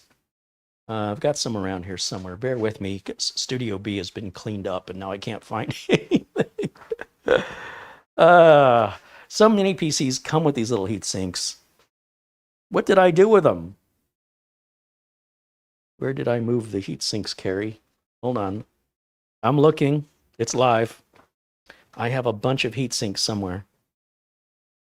And they sell them in all different shapes and sizes, and got a ton of them, and I don't know where I...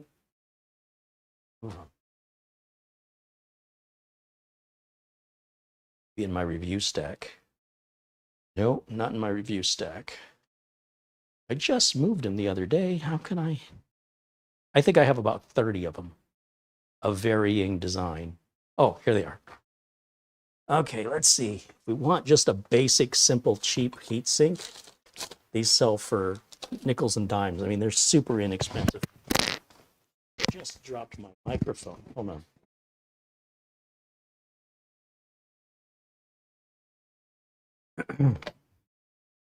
Put that back on. So here's a it's live. Here's a very simple passive aluminum low profile heatsink that you can buy all day long. Amazon, AliExpress, they are under 10 bucks. They're very affordable. And instead of replacing the whole NVMe drive, and assuming we're going to be okay on the fan clearance, let's just find out what happens here.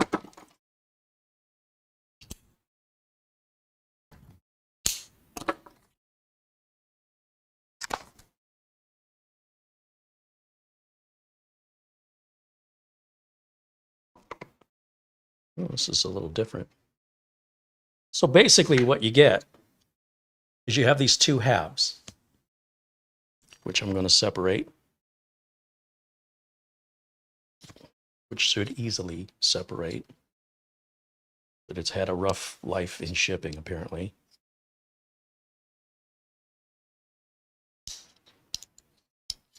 There it goes. So we have the top half and the bottom half. All right, this is the top. And then what we'll do is they give us 2 sticks of gum, but this actually isn't gum, it's thermal tape. And you may choose to put the thermal tape on the bottom and on the top, which is what they recommend. Now it's going to make the drive a little thicker, and that could hit our fan. Let's find out, because we can easily remove it if it doesn't fit. So we have these 2 pieces. Actually, they give us 3. And we're just going to peel one side of that off. Just like this. And I'm going to put it right into here.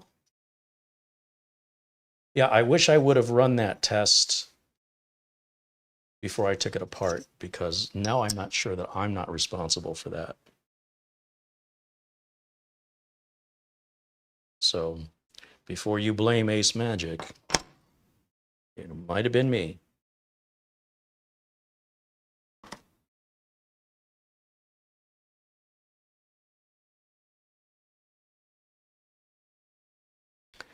All right, let's try this. This piece. Make sure it's clean.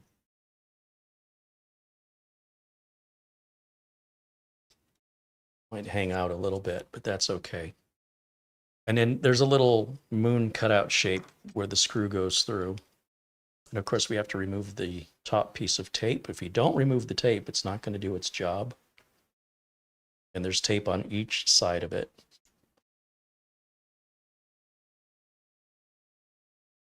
Now, this is just tacky. It's not sticky, it's tacky. If I take this tape off of here,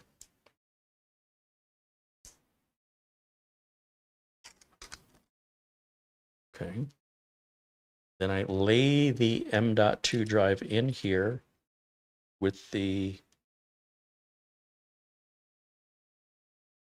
so we can go back a little bit more.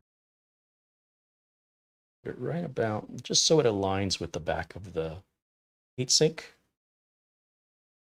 And then we remove the tape off of here.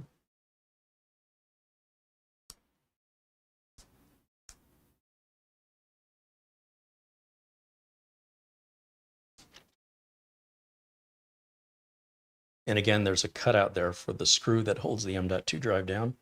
Make sure that that's aligned. And then there's holes for screws that align right on each side of this. And so they've given us 6 screws, 3 for each side.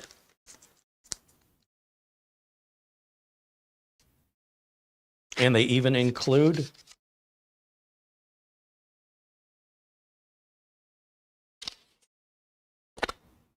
a little screwdriver for just the occasion. It's part of the kit. These kits are super inexpensive. As long as you've got the clearance for it, It won't hurt you to have one. It won't make your drive run hotter. It may not help a lot, but it shouldn't hurt.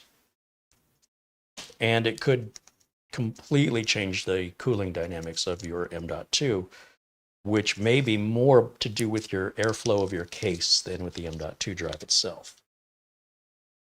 It looks like they've even given us, not only did they give us an extra screw for the side, they've also given us an M.2 screw, just in case you lose your M.2 screw, and it just happens to be the right size. But there are 3 mount points here.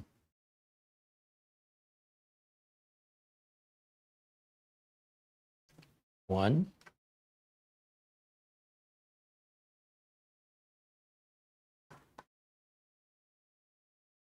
two, and I am concerned about how much thicker this drive is going to be now with that fan in right there. It could prevent us from putting the lid back on, but we may not need the lid on. And in theory, might even be able to take that fan out entirely. But there's also lower profile heat sinks. There are some that's just a little sheet of metal, and that might be all it's going to take. But I'm just kind of curious what sort of difference we'll see on a live video where nothing is being manipulated and everything is real. And you can see in real time just how much time you should expect to have to invest if you want to follow along with something like this. It's very inexpensive, much cheaper than buying a new NVMe drive, if it'll fit. Now, I've had customers where these have made a difference, and I've had customers where they haven't. It's very much dependent on the drive and the case. But now, if I bring this up to the camera and show you, you remember what it looked like before. And now, there's the 3 screws I put in. It's the top that's sandwiched in to this U frame. There's the back of it. Make sure that everything makes that hole available to lock this down. And make sure that that end piece is sticking out so you can plug it back into the M.2 slot. So when I come back around here and I go to plug this back in, you're going to see it's going to stick up much higher, but I'm still going to use the same screw that held it in before. That doesn't change. If you lose it, they do give you a spare one. Now, you can see how much higher this stands up, and if I go to put this on now, it's not going to seat. However, out of curiosity, let's leave it like this and turn it on. And let's run that crystal disc mark just with that and forget that fan, just out of curiosity. What's it going to do? Because this is super easy to take back off. So let's, it's already booted. Let's go full screen over here so Oz can seize. And we'll go over to Crystal Disc Mark Portable Edition to the 64-bit version. Hit the all button. Let's see what kind of numbers we get now. Remember, we don't have a fan blowing on it anymore. So will it be the same? Will it be better? Will it be worse? So we certainly get the gist that this thing is going to run at 3771 no matter what we do. That seems a little low to me, and it may be possible that this drive is not running up to the standards it's supposed to. I don't know. I have to look. I don't know if anybody's looked this up.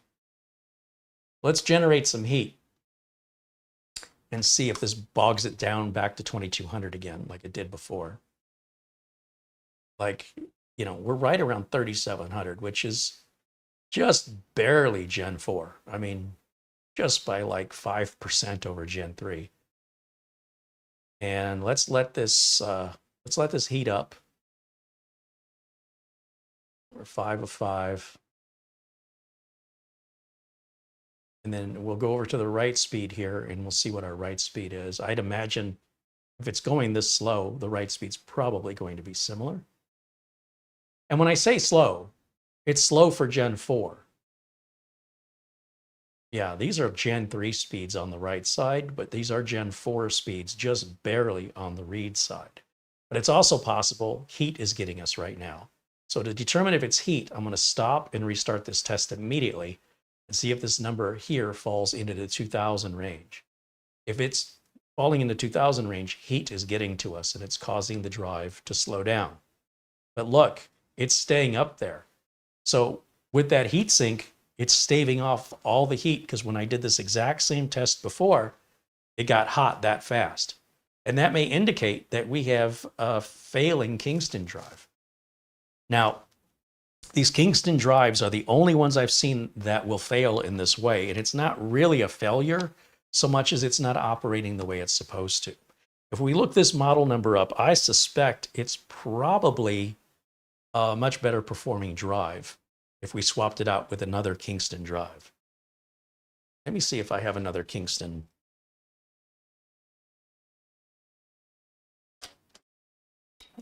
Do I have another Kingston? I have a King spec. This came out of a mini PC from somebody. King spec 1 terabyte.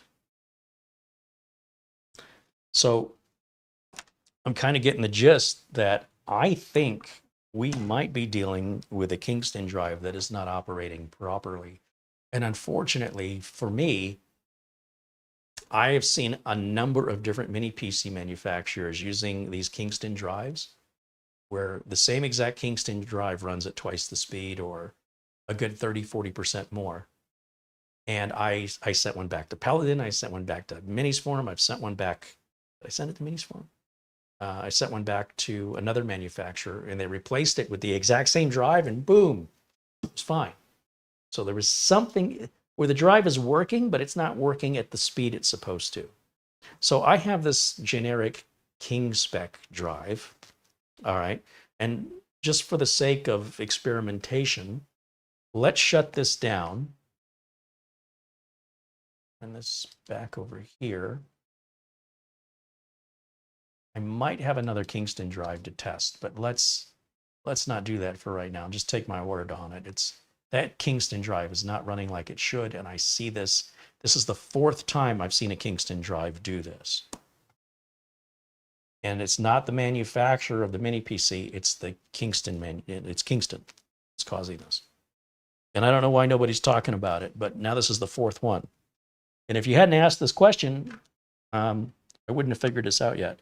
So what I'm going to do, just to make life simple, is I'm going to clone that Kingston over to whatever the heck this is, because I have no idea, but I'm assuming anything's better than what that is. And we'll just lock that bad boy in there.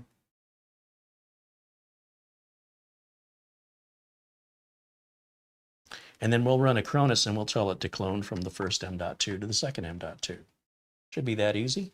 We'll use an Acronis rescue disk right here. And I'm going to plug it in there. It's fine. Turn this on and go to, I don't know, delete something. Delete, delete. There we go. Choose my boot option. Boot override.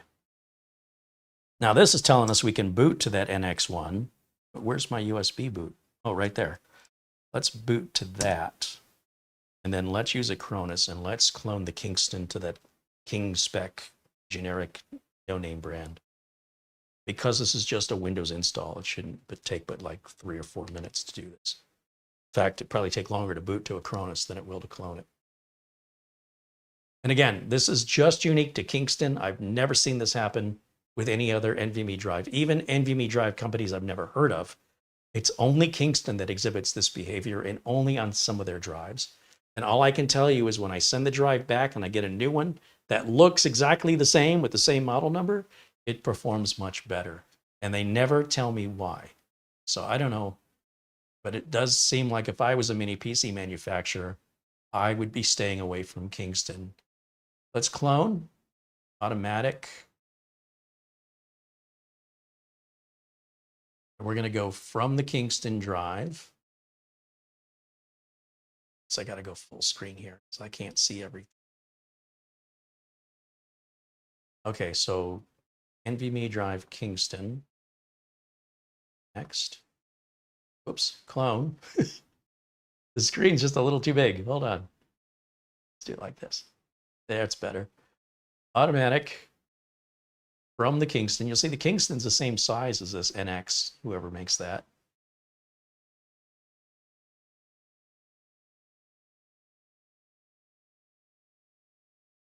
Hey, we're almost at 2 hours here. I think I can wrap this up without going too far over my normal 2-hour time limit. That's self-imposed. That's going to be our target. Let's go. Do it.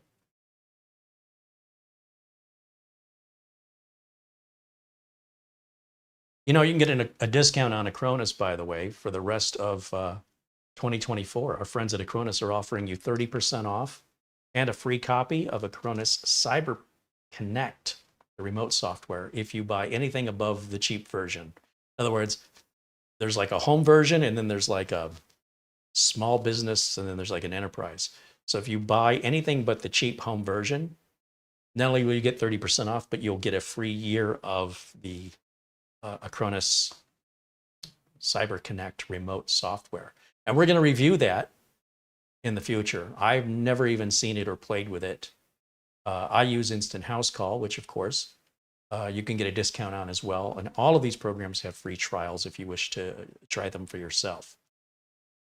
This says it'll take about 5 minutes, but Acronis is always, I don't know, it went from 5 minutes to 3 minutes in the span of 30 seconds. I don't know what planet that their clock is on. Maybe a little something closer to the sun, but it's going to be fast.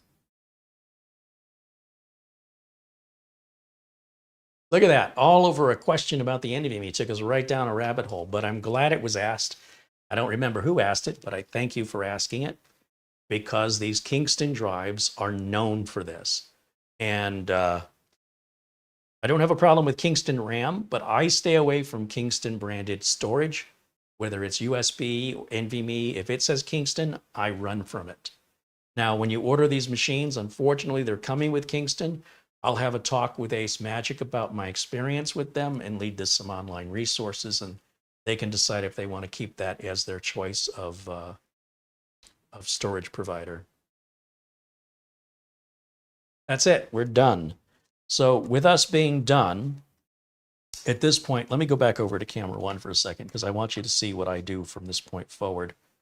And that is simply that we're going to pull the power and shut this machine off. I'm going to take the Acronis rescue disk, set it back where I keep it, and then we're going to take the main NVMe drive out. But we don't have to move anything. Once we pull this out, we're going to be left with one bootable device, and that's that NX series drive.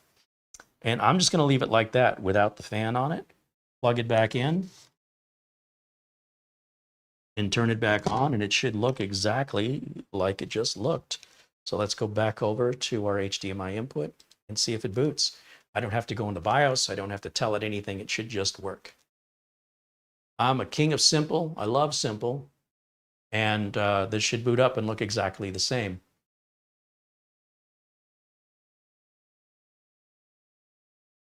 There you go. See, time travel. It just ain't what it once is going to be. Now, if we look here, and let me go full screen on my side, we're going to run that Crystal Disk Mark test one more time. Remember, I don't know what this drive is. I'm pretty sure it's a Gen 4 drive that was generic, that it was included in, I don't know, somebody's mini PC. You guys can look through my content. You can tell me. But I'm just kind of curious what sort of numbers we'll get from a different manufacturer other than Kingston. That's still pretty low at 3570. That implies Gen 3. So the other thing I'm curious about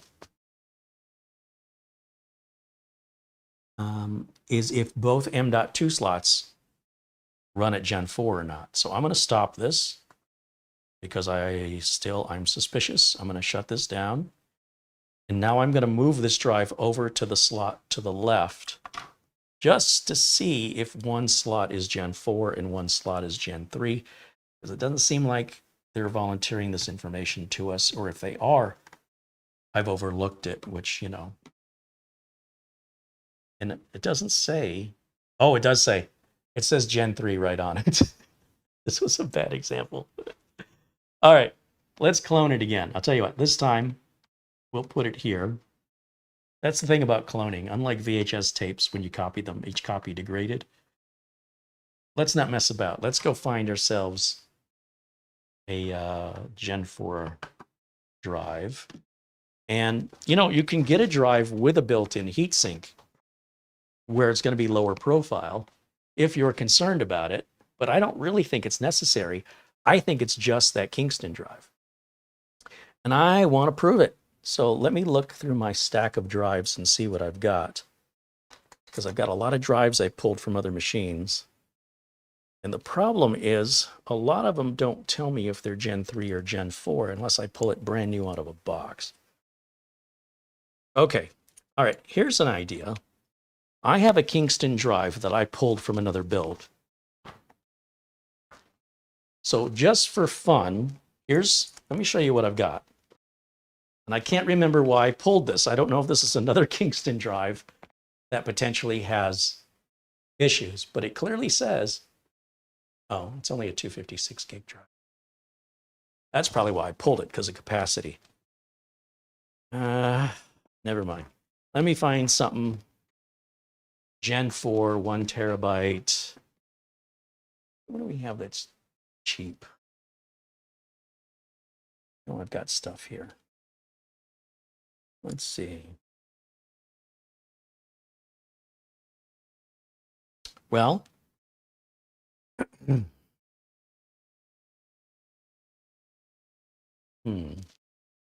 I have an open Samsung 980 Pro. That's 1 terabyte, Gen 4 NVMe. So speaking of Samsung, I just happen to have one open sitting on the parts bench. Let's clone over to the Samsung. We know Samsung's quality, but we also know they cost more. One goes with the other, you know? So let's do this real quick. Pop this bad boy in here, and then we're going to clone one more time. And we're going to see a performance difference.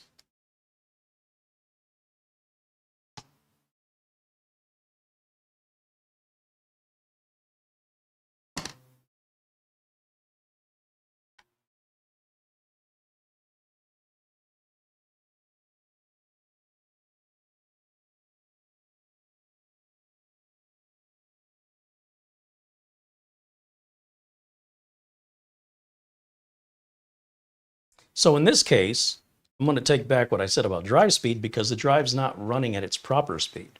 Something's wrong with that drive. But if it were running the way it's supposed to, why is this not launching? SanDisk Extreme.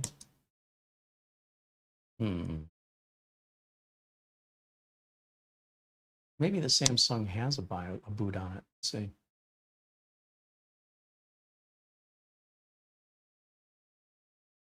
It's possible that there was an operating system left on this 980.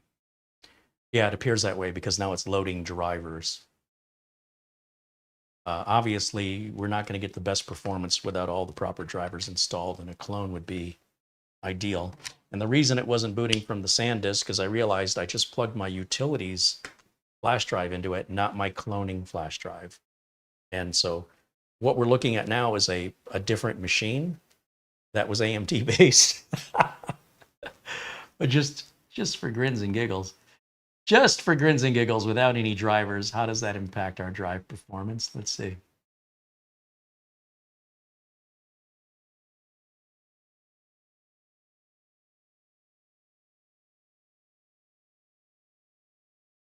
Yeah, we're closer to 7,000 now.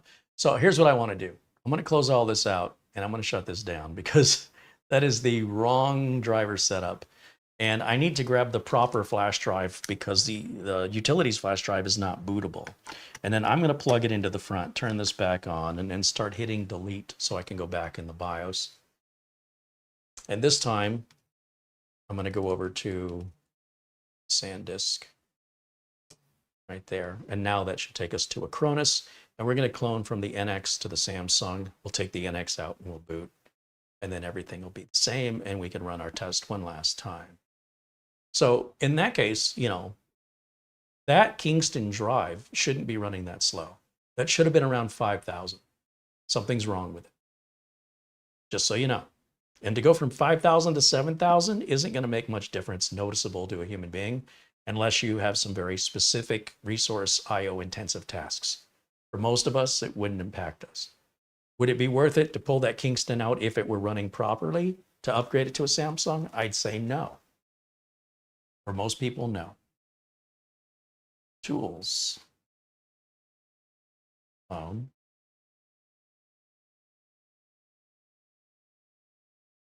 going to go from the NX.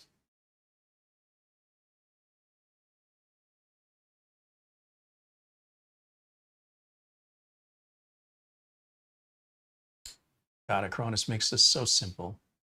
So much easier than having to do a complete reinstall and reloading all the drivers and redoing all the Windows updates. And in less time that it takes to reinstall Windows, I put everything back exactly the way it was. And we want to go to the NVMe drive, not to the USB flash drive for our clone. And it's going to erase what's on it. That's fine. Hit next. It's going to give us a preview of what the drive's going to look like, which I could care less. Obviously, it's going to look like the original. So go ahead and do it. And then this will just take a couple minutes. Time it if you want to, because the timer is completely wrong on Acronis. All right. Finally, after we do it 3 times, we should get it right.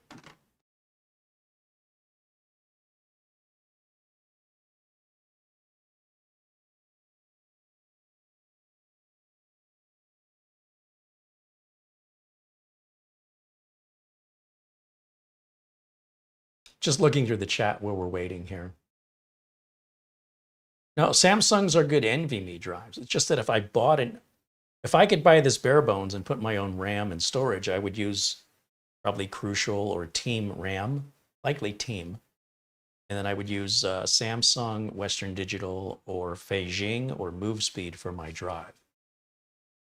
So I would have selected different RAM and different storage if I was the builder.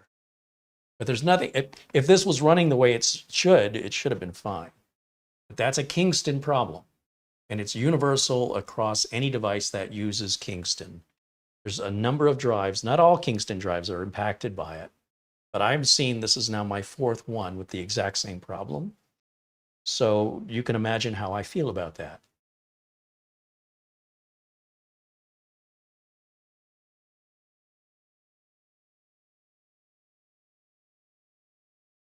And again, feel free to time this clone. This is so much faster than installing Windows and drivers. So much faster. We're already done. So once again, just so you can see everything I'm doing, I'm going to go back over to camera 1, and I'm just going to pull the power. I'm going to take my Acronis flash drive and set it aside, and I'm going to pull this NX drive out, and I'm going to leave the Samsung right where it's at, because I believe both of these M.2s are likely both Gen 4, and it doesn't matter which one it's in, other than this fan cable might get in the way. So we're just going to leave it there for now. In fact, I'll just leave this just like that. Let's plug it back in. If I can find the power, there we go. Turn that on, and then we're going to switch back over, and let's see it boot. If we did everything right, it should look exactly the same as it did. We're only 9 minutes over so far, and we've cloned twice in those 9 minutes. And I'm just kind of curious, even without that fan blowing on top of the Samsung, if we can repeat any heat-related issues, or if that's primarily being caused by something being wrong with that Kingston drive. So let's go over here to this mark. Let's see what it does. In the meantime, if you have any final questions, we're going to wrap it up after this. I might just keep that Samsung 980 in there because look at the difference. I will reach out to AceMagic and see what they want to do about this bad Kingston drive and make them aware, because they probably don't know, that this has been an ongoing problem with Kingston, in my experience, and only Kingston. And that if they replace it with another Kingston, it'll probably be fine. Maybe. But if they replace it with like pretty much any manufacturer, even ones I've never heard of, they'll likely be fine, much more so than the Kingston will. Because they could replace the Kingston with another Kingston that has the exact same problem. And around the wheel goes until you get a good one. The good news for me is, I think there was a Paladin, and I think there was a Geekom, and we were testing them before we did the review. And the Kingston drives were bad. Bad in the sense they worked, but when you measured them, they were running at half of the speed they were supposed to. And that's exactly what this is doing. And in all those cases, replacing the Kingston drive with another one solved it. And I think if you go back and look at the Geekom, was it the Mini 12? The Mini IT 12 is one that I think we had that problem with, and I talked about that at length. And I think we're seeing the exact same problem here. That doesn't mean if you get a Kingston drive, it's bad. It just means that some of them are. And I don't know what's making them bad. I don't know if they were somehow part of the same batch or, no idea. Now, bear in mind, as we're testing this, I've got no active cooling over this NVMe drive right now. It's just open to the air. In all fairness, if we put the cover back on with the fan running on it, it should run even better. But I'm just kind of curious just to see what it'll do bare before I put the feet back on.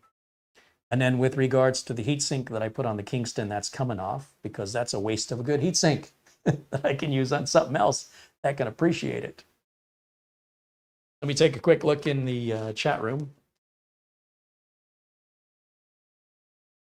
According to Kingston website, their Gen 4 NVMe performance with speeds up to 3,500 and 2,800. That's Gen 4 though. Those are Gen 4 speed. Those are Gen 3 speeds. That's not Gen 4. So I don't know what's Kingston smoking, but if you take a Gen 3 drive that runs at 3,500 read and 2,800 write, and you say it's a Gen 4 drive, it will run in a Gen 4 drive. But anything under 3,600 is Gen 3 speeds, okay? NetFreak wants to know what's your experience with Kingston USB sticks. They suck. They're terrible. They're slow. They're cheap made, flimsy plastic. I use SanDisk. I use Team Group. I use AData. I do not use Kingston because I find them to be crap. The problem is Kingston does make some good ones, but I can't tell you what they are. Kingston is mixed their budget line and their high-end line together where you can't tell them apart anymore. So which Kingstons are the good ones and which Kingstons are the bad ones, it's anybody's guess. If I buy the SanDisk Extreme, I know exactly what I'm getting. And if you watch any of my videos, you show me when you ever see me use a Kingston drive other than to review it and tell you how terrible it is. The flimsy nature of these Kingston drives is so disgusting, and they want top dollar for them. And I've never felt more ripped off than by Kingston. So that's my personal feeling. I am not a fan of Kingston.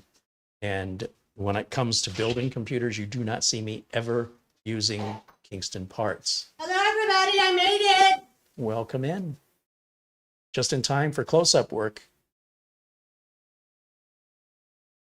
So I'll give you an example just briefly before we go, since we're waiting on this to finish. Let me go back over to camera one here. You kind of get a gist of the difference in performance there, right? If we go back over to camera one, I've had this set aside because I wanted to warn you about it. And I never did make a video on this. But this is the Kingston Data Traveler Max, and it's considered one of their high-end $100 drives. Now for $100, I can get a SanDisk drive that's smaller, better built, and faster, and doesn't heat up as fast and slow down like this one does. This is a level of cheap that reminds me of a generic Bic lighter. As if a Bic lighter, a disposable lighter, wasn't cheap enough. You know there are generic ones that are even cheaper, and you feel like you could crush them in your hand. That's what this feels like. Now, if this were priced for $40, that'd be a different story. But this was considered flagship, high-end, best you could buy. Now, let me give you an example. Take this. You decide. Let me set this one down. When I open this, there's a magnet that grabs it and locks it in. It's a solid piece of plastic. Solid. When that's, you can't push that back in. There's a little bit of pressure you put down here. And the magnet assists it in extraction and retraction. I want you to compare it to this piece of garbage. This is a very thin Pez-like dispenser piece of trash where what they've done is they figured out that you can take this little holder and slide this inside of this outer shell, which is just completely cheap. Yeah. Whoops. I guess you're supposed to be able to just grab this top half and slide it through the bottom half. It is, if it would dispense little Pez candies, I would say it's built on that level of quality. You ever had a Pez dispenser? You know what a Pez dispenser is? That's what this feels like. It's just the cheapest piece of crap. And let me plug it in here and show you how it performs, because this was their flagship, right? It's USB Type-C. That's pretty fancy. So let me plug it in right here to the USB-C on the front of this AceMagic, and then let's go back over there. And since we've got the Crystal Diskmark software open, can we switch it? Let's close it and reopen it. I think, are we there? Let's see. Yeah, there's the Kingston drive. So let's back to Crystal Diskmark. Let's pick that Kingston drive. I won't bore you with anything but the top two numbers. Those are your fastest speeds, right? This is USB-C, top of the line. What numbers do you expect? I think it should be at least 1,000. I'd say 1,000. Give me 1,000. My SanDisks will give me 1,000. The little SanDisk I just showed you will give me about 500. And we should have got numbers by now. So this is already not right. This was expensive. This was $100 for this 1 terabyte drive. And I'm getting nothing out of it right now. We'd already be having our numbers on the SanDisk. It's stupid. Why would you charge me this kind of money? Oh, wait a minute. Wait a minute. We're getting somewhere. This is how they advertise it. This is supposed to do 1,000. But here's the problem. It won't maintain it. This drive is going to get really, really hot. It's already pretty warm. So, well, that's fine on the Crystal Diskmark test. The minute we switch over to H2 test W, as this drive heats up, you're going to see those numbers dwindle. So, in my opinion, this drive is built under really terrible quality with the housing. Look at how it's already heated up. Look at what's happened in just that little period of time. And just to be sure it's a heat-related problem, well, it's still hot. Let's start over again. And let's see what this number is. It doesn't take long for it to get hot. And as soon as it gets hot, it'll start running within a matter of minutes slower than a mechanical USB drive. So that's how I feel about Kingston. So maybe the issue isn't a heat-related problem in this case. Right now, maybe what we're seeing is just a very terrible write speed. or it cooled off enough. I'm not sure, but it's not consistent, it's not reliable, and it's not well built. And if it was cheap, if it was like 20 bucks, 30 bucks, 40 bucks, I could dismiss it. But for $100, and this is the max, this is the best one, this is their flagship, or it was, their definition of good is very different from everybody else's. That's all I gotta say. So, if we could maintain 1,000 throughout the entire write cycle, I'd be impressed. But there's no good heat dissipation on a cheap plastic case. So if you're only writing little files, it'll move them. But then why do you need a 1 terabyte drive if all you're doing is moving little files? So if we take something like H2 test W, right? H2 test W. And this is a great way that you can test your external drives, because it's really about sustained writes. It's not about copying 1 or 2 files. You can do that with a smaller drive. If you want a big drive, you probably want it because you're moving a bunch of stuff. So if we just grab this free application, let's open it and extract it. And you can all follow along and do this on, like a mechanical drive will keep the same speed. It'll lock it in. But when you're dealing with flash memory or NAND memory, even an M.2 drive, you can see what happens as it heats up. So we run this and put it in English right here. And then we're going to select a target drive to be our Kingston drive here. Click OK, and let it just write data across the entirety. Oops, try that again. Okay. And write and verify. Now, there's going to be a slight size difference. That's normal and nothing to worry about. But what you want to watch is look how good the write speed is right now on this. You'd look at that and you'd say, Carey, I don't know what you're complaining about. I mean, that thing is moving pretty good. That's moving as good as your, no, it's not. It's at 299 megabytes a second. So what we're looking at, that top number is how many megabytes it's written. So right now it's at 6,000 megabytes written. It's estimating it's going to take 52 minutes to fill this drive up. But watch that 298 megabytes right at the bottom, because as it continues to write, the drive continues to get hotter. And as it continues to get hotter, that 300 megabyte speed is going to drop. And the time remaining is going to start moving in the other direction. And it'll take about somewhere around 200 megs written, and you're going to see this plummet like a rock. Now, if this was only a 300 gig drive, you probably wouldn't know any difference. But because we're 3 times that size, we're going to get 3 times the degradation as it heats up. And to me, that's not a flagship product. To me, the whole point of having a 1 terabyte drive is to be able to copy 1 terabyte to it. If I'm only copying little tiny files, I don't need a big drive. I can save money buying a cheaper drive. So right now we're maintaining that 298. But rest assured, so right now we're at 26,000 megabytes, 26 gigs are written. Wait till this hits somewhere around 200 gigs, and we're about a fifth or a third of the way through writing on this drive. And that 52 minutes is going to become 2 hours, 3 hours, 5 hours. And you're like, oh my gosh, you've got to be kidding me. And if you'd have just bought the SanDisk version of the Extreme, it would finish and be done in less time. You could do 2 SanDisk drives, maybe even 3, before this Kingston will be done. So how do I feel about Kingston? What do you think? I'm going to just leave this up here so you can witness it. But as you can imagine, it's not the most riveting video to watch. But you can already see the speeds dripping. They're already dropping. We're now down to 260 and going down. We are heading in a downward trend after 35 gigs of sustained writes, and it continues to deplete. Now, once we hit below 120, then a mechanical drive is already faster than us. And the mechanical drive will start out slower, but it'll maintain that speed through the 1 terabyte write, and therefore the tortoise is faster than the hare.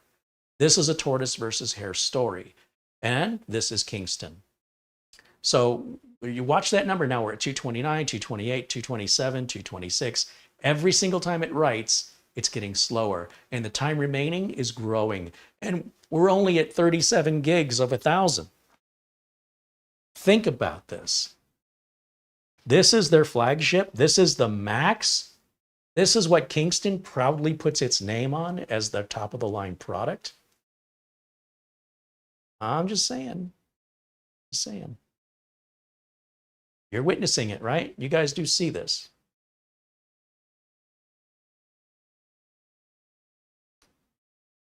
And so, for me personally, no Kingston. If Kingston comes with a mini PC, it's typically fine. However, in this case today, it wasn't.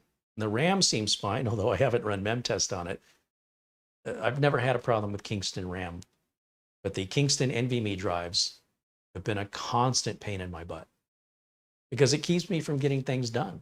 I have to keep going backwards and getting a drive replaced before I can move forwards, which is what I wanted to do when I got the product. It's holding me back and it's slowing me down and it's preventing me from moving on to other projects. So I would rather just get something decent right out of the gate because it'll save me money in the long run. So once again, we go back here and just continue to watch the degradation of this drive as it continues to go slower and slower and slower. And we're down to 170. We're almost at half the write speed we were when we started this test just a couple minutes ago. That's pathetic, disgusting, embarrassing, humiliating, and shameful. That's Kingston, in my opinion. All right. That's going to be it for us for today. And just know if you buy like a SanDisk Extreme drive, there's other well-made drives out there that can sustain the write cycle. And this H2 Test W is your evidence of it. You can run it on memory cards, hard drives, any storage, and it can verify capacity just in case you think maybe you got ripped off and you bought an 8 terabyte drive for 25 cents on AliExpress. Gee, I wonder if it's real. This will verify it's not real. And it can also verify, if it's supposed to be a terabyte, that it does write a terabyte. But at what speed will it, eventually slow down to? And that's what differentiates the $20 drive from the $100 drive when they appear to be the same capacity. Build quality, performance, it's your money and it's your time. For me, I prioritize my time. I got work to do. I got stuff. I got people waiting. I don't have time to save $40. Or in this case, it saved me maybe $20 compared to the SanDisk 1 terabyte. And the SanDisk is much better built and it's much faster. That's it. Okay.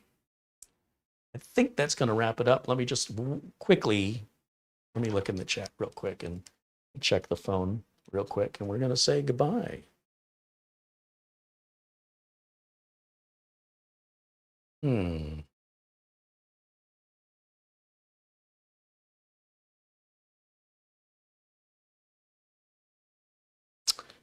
I don't see anything from you guys.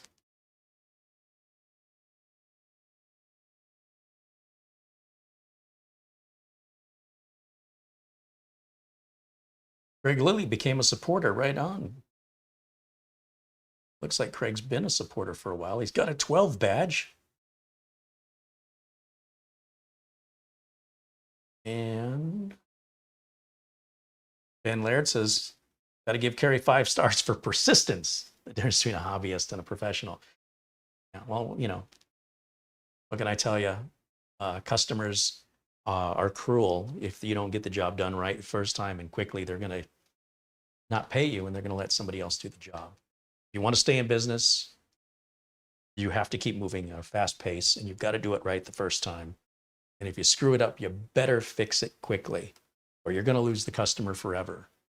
And that could be, how much money over time could that one customer could have paid you? Hard to say, but yeah. My thanks to the folks over at AceMagic for sending us the unit and giving us this opportunity to share this exclusive first look at it, with the exception of the Kingston drive, which isn't their fault. I'm really impressed by it, and I can't wait to see what these NPUs can do. Hey, I think a good test here on the new build we did. That's the AMD 7950X3D. And I'm just kind of curious why my tablet is buffering. It's very strange.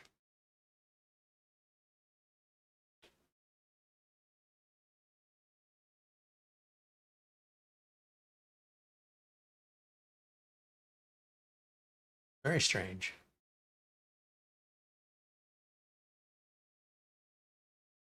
Time to reboot the tablet, I suppose, because it looks like everything's fine on this side. We're broadcasting. Throughout today's broadcast, we've had a couple of drop frames, but I've also increased the bit rate. I don't know if you guys noticed any difference in video quality. I've almost doubled the bit rate because OBS on this machine said you should be at 10,000 and not 6,500. Okay, we'll try it. Is it better? Is it worse? Does it look exactly the same? No idea. Thanks, of course, to Mara for the thumbnail and all the video notes. And thanks to all our membership renewals there from Mark Gaines, Abdul Azim Patel, Zach Bischoff, Alaj Depej, Luke Greenia, as well as Craig Lilly and Mortant1210. Thank you for the super chats from Peter VZ, Carol N, Nick Caffrey, Planet Cryos, and Ben Laird. Thanks, you guys, for helping to support this channel so we can remain independent and give true opinions, whether you agree with them or you don't. That's what an opinion is. And at least I'm sharing with you how I'm coming to these opinions. And you might be a little more understanding or more forgiving where I am not in things of performance and value. because I'm buying hundreds and thousands. And so $1 makes hundreds and thousands of dollars worth of difference. But let me just look one more time here that this tablet's rebooted. I want to make sure that I am no longer buffering over just in time that I can say goodbye, right? It's another problem and I can't let it go until I have it resolved. Live. Here we go. And is it going to load now?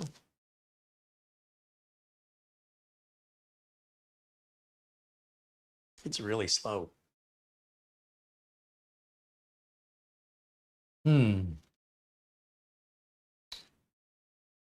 There it goes. Okay. I think maybe if I look on which Wi-Fi network I'm on, it'd be, no, good network. Huh. So what's happening on the tablet is that the live is coming through the chat, but the video, I'm just getting a rotating circle. So that's probably something on the network here. So that's interesting. And OBS says I am broadcasting and everything is good. So I suspect it's either my Wi-Fi here or, and I could try switching my Wi-Fi. Let's see. Turn on Wi-Fi.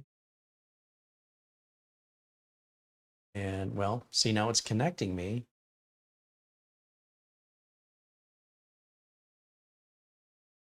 But I'm still getting a video buffer. Let me try.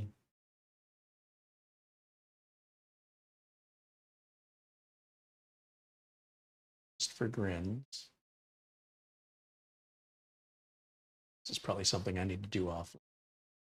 Something's happening on the Wi-Fi here that's very strange. Remember, there's two Wi-Fi networks here in Studio B, and I'm on the slow secondary. But the slow secondary one still has a 2.4 gig channel and a 5 gig channel. Let's see.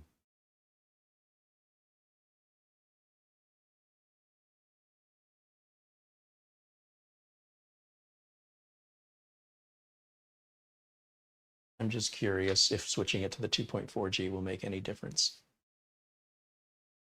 Because I gotta know. I have to know.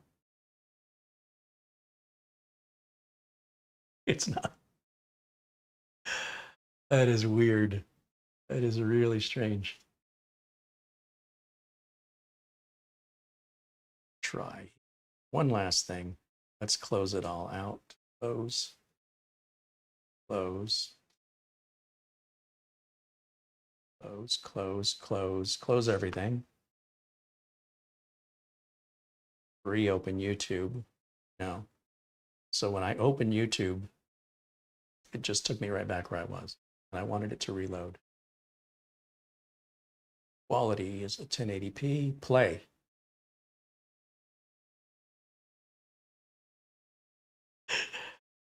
Another problem for another day, apparently. That should have fixed it. The live chat's coming through, but the video, I'm just getting a circle.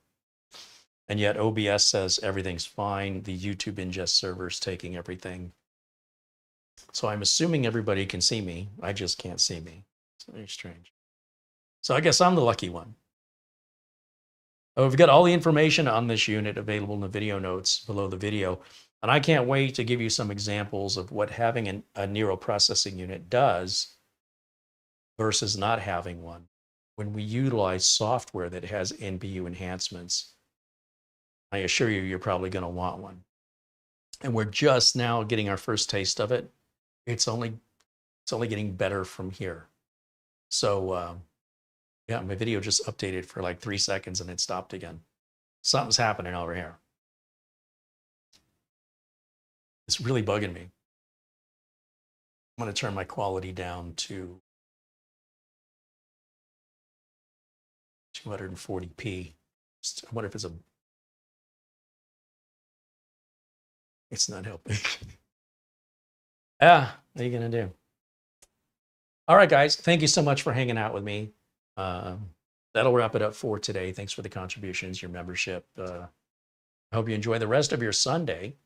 And remember, tomorrow we do our members only videos every Monday. It's at 1 o'clock Phoenix time, which is now 1 o'clock Pacific, 4 o'clock Eastern. And if you're a member, I hope you'll join us for that. Then I try to do a video on Tuesday for the public and a video on Friday for the public, all starting at 1 o'clock Pacific, 4 p.m. Eastern. And then Wednesdays and Thursdays, Saturdays and Sundays, it just kind of, if the opportunity exists, I'll grab it. I still have a lot of work I have to do here. This is all just temporary as I'm rearranging everything here in Studio B, trying to do a little spring cleaning. All right, guys, that'll wrap it up for me for today. Thanks again to our friends at AceMagic. I'll follow up with you on this whole Kingston situation. Hopefully we'll get an answer from them in that regard, maybe a replacement drive, or maybe we can convince them to use a different brand, like literally anyone but Kingston. What a shame that that's holding this whole system back. That'll wrap it up for me. I'll see you all very, very soon. Thank you, Mara. You're welcome. All right. Bye for now. Bye.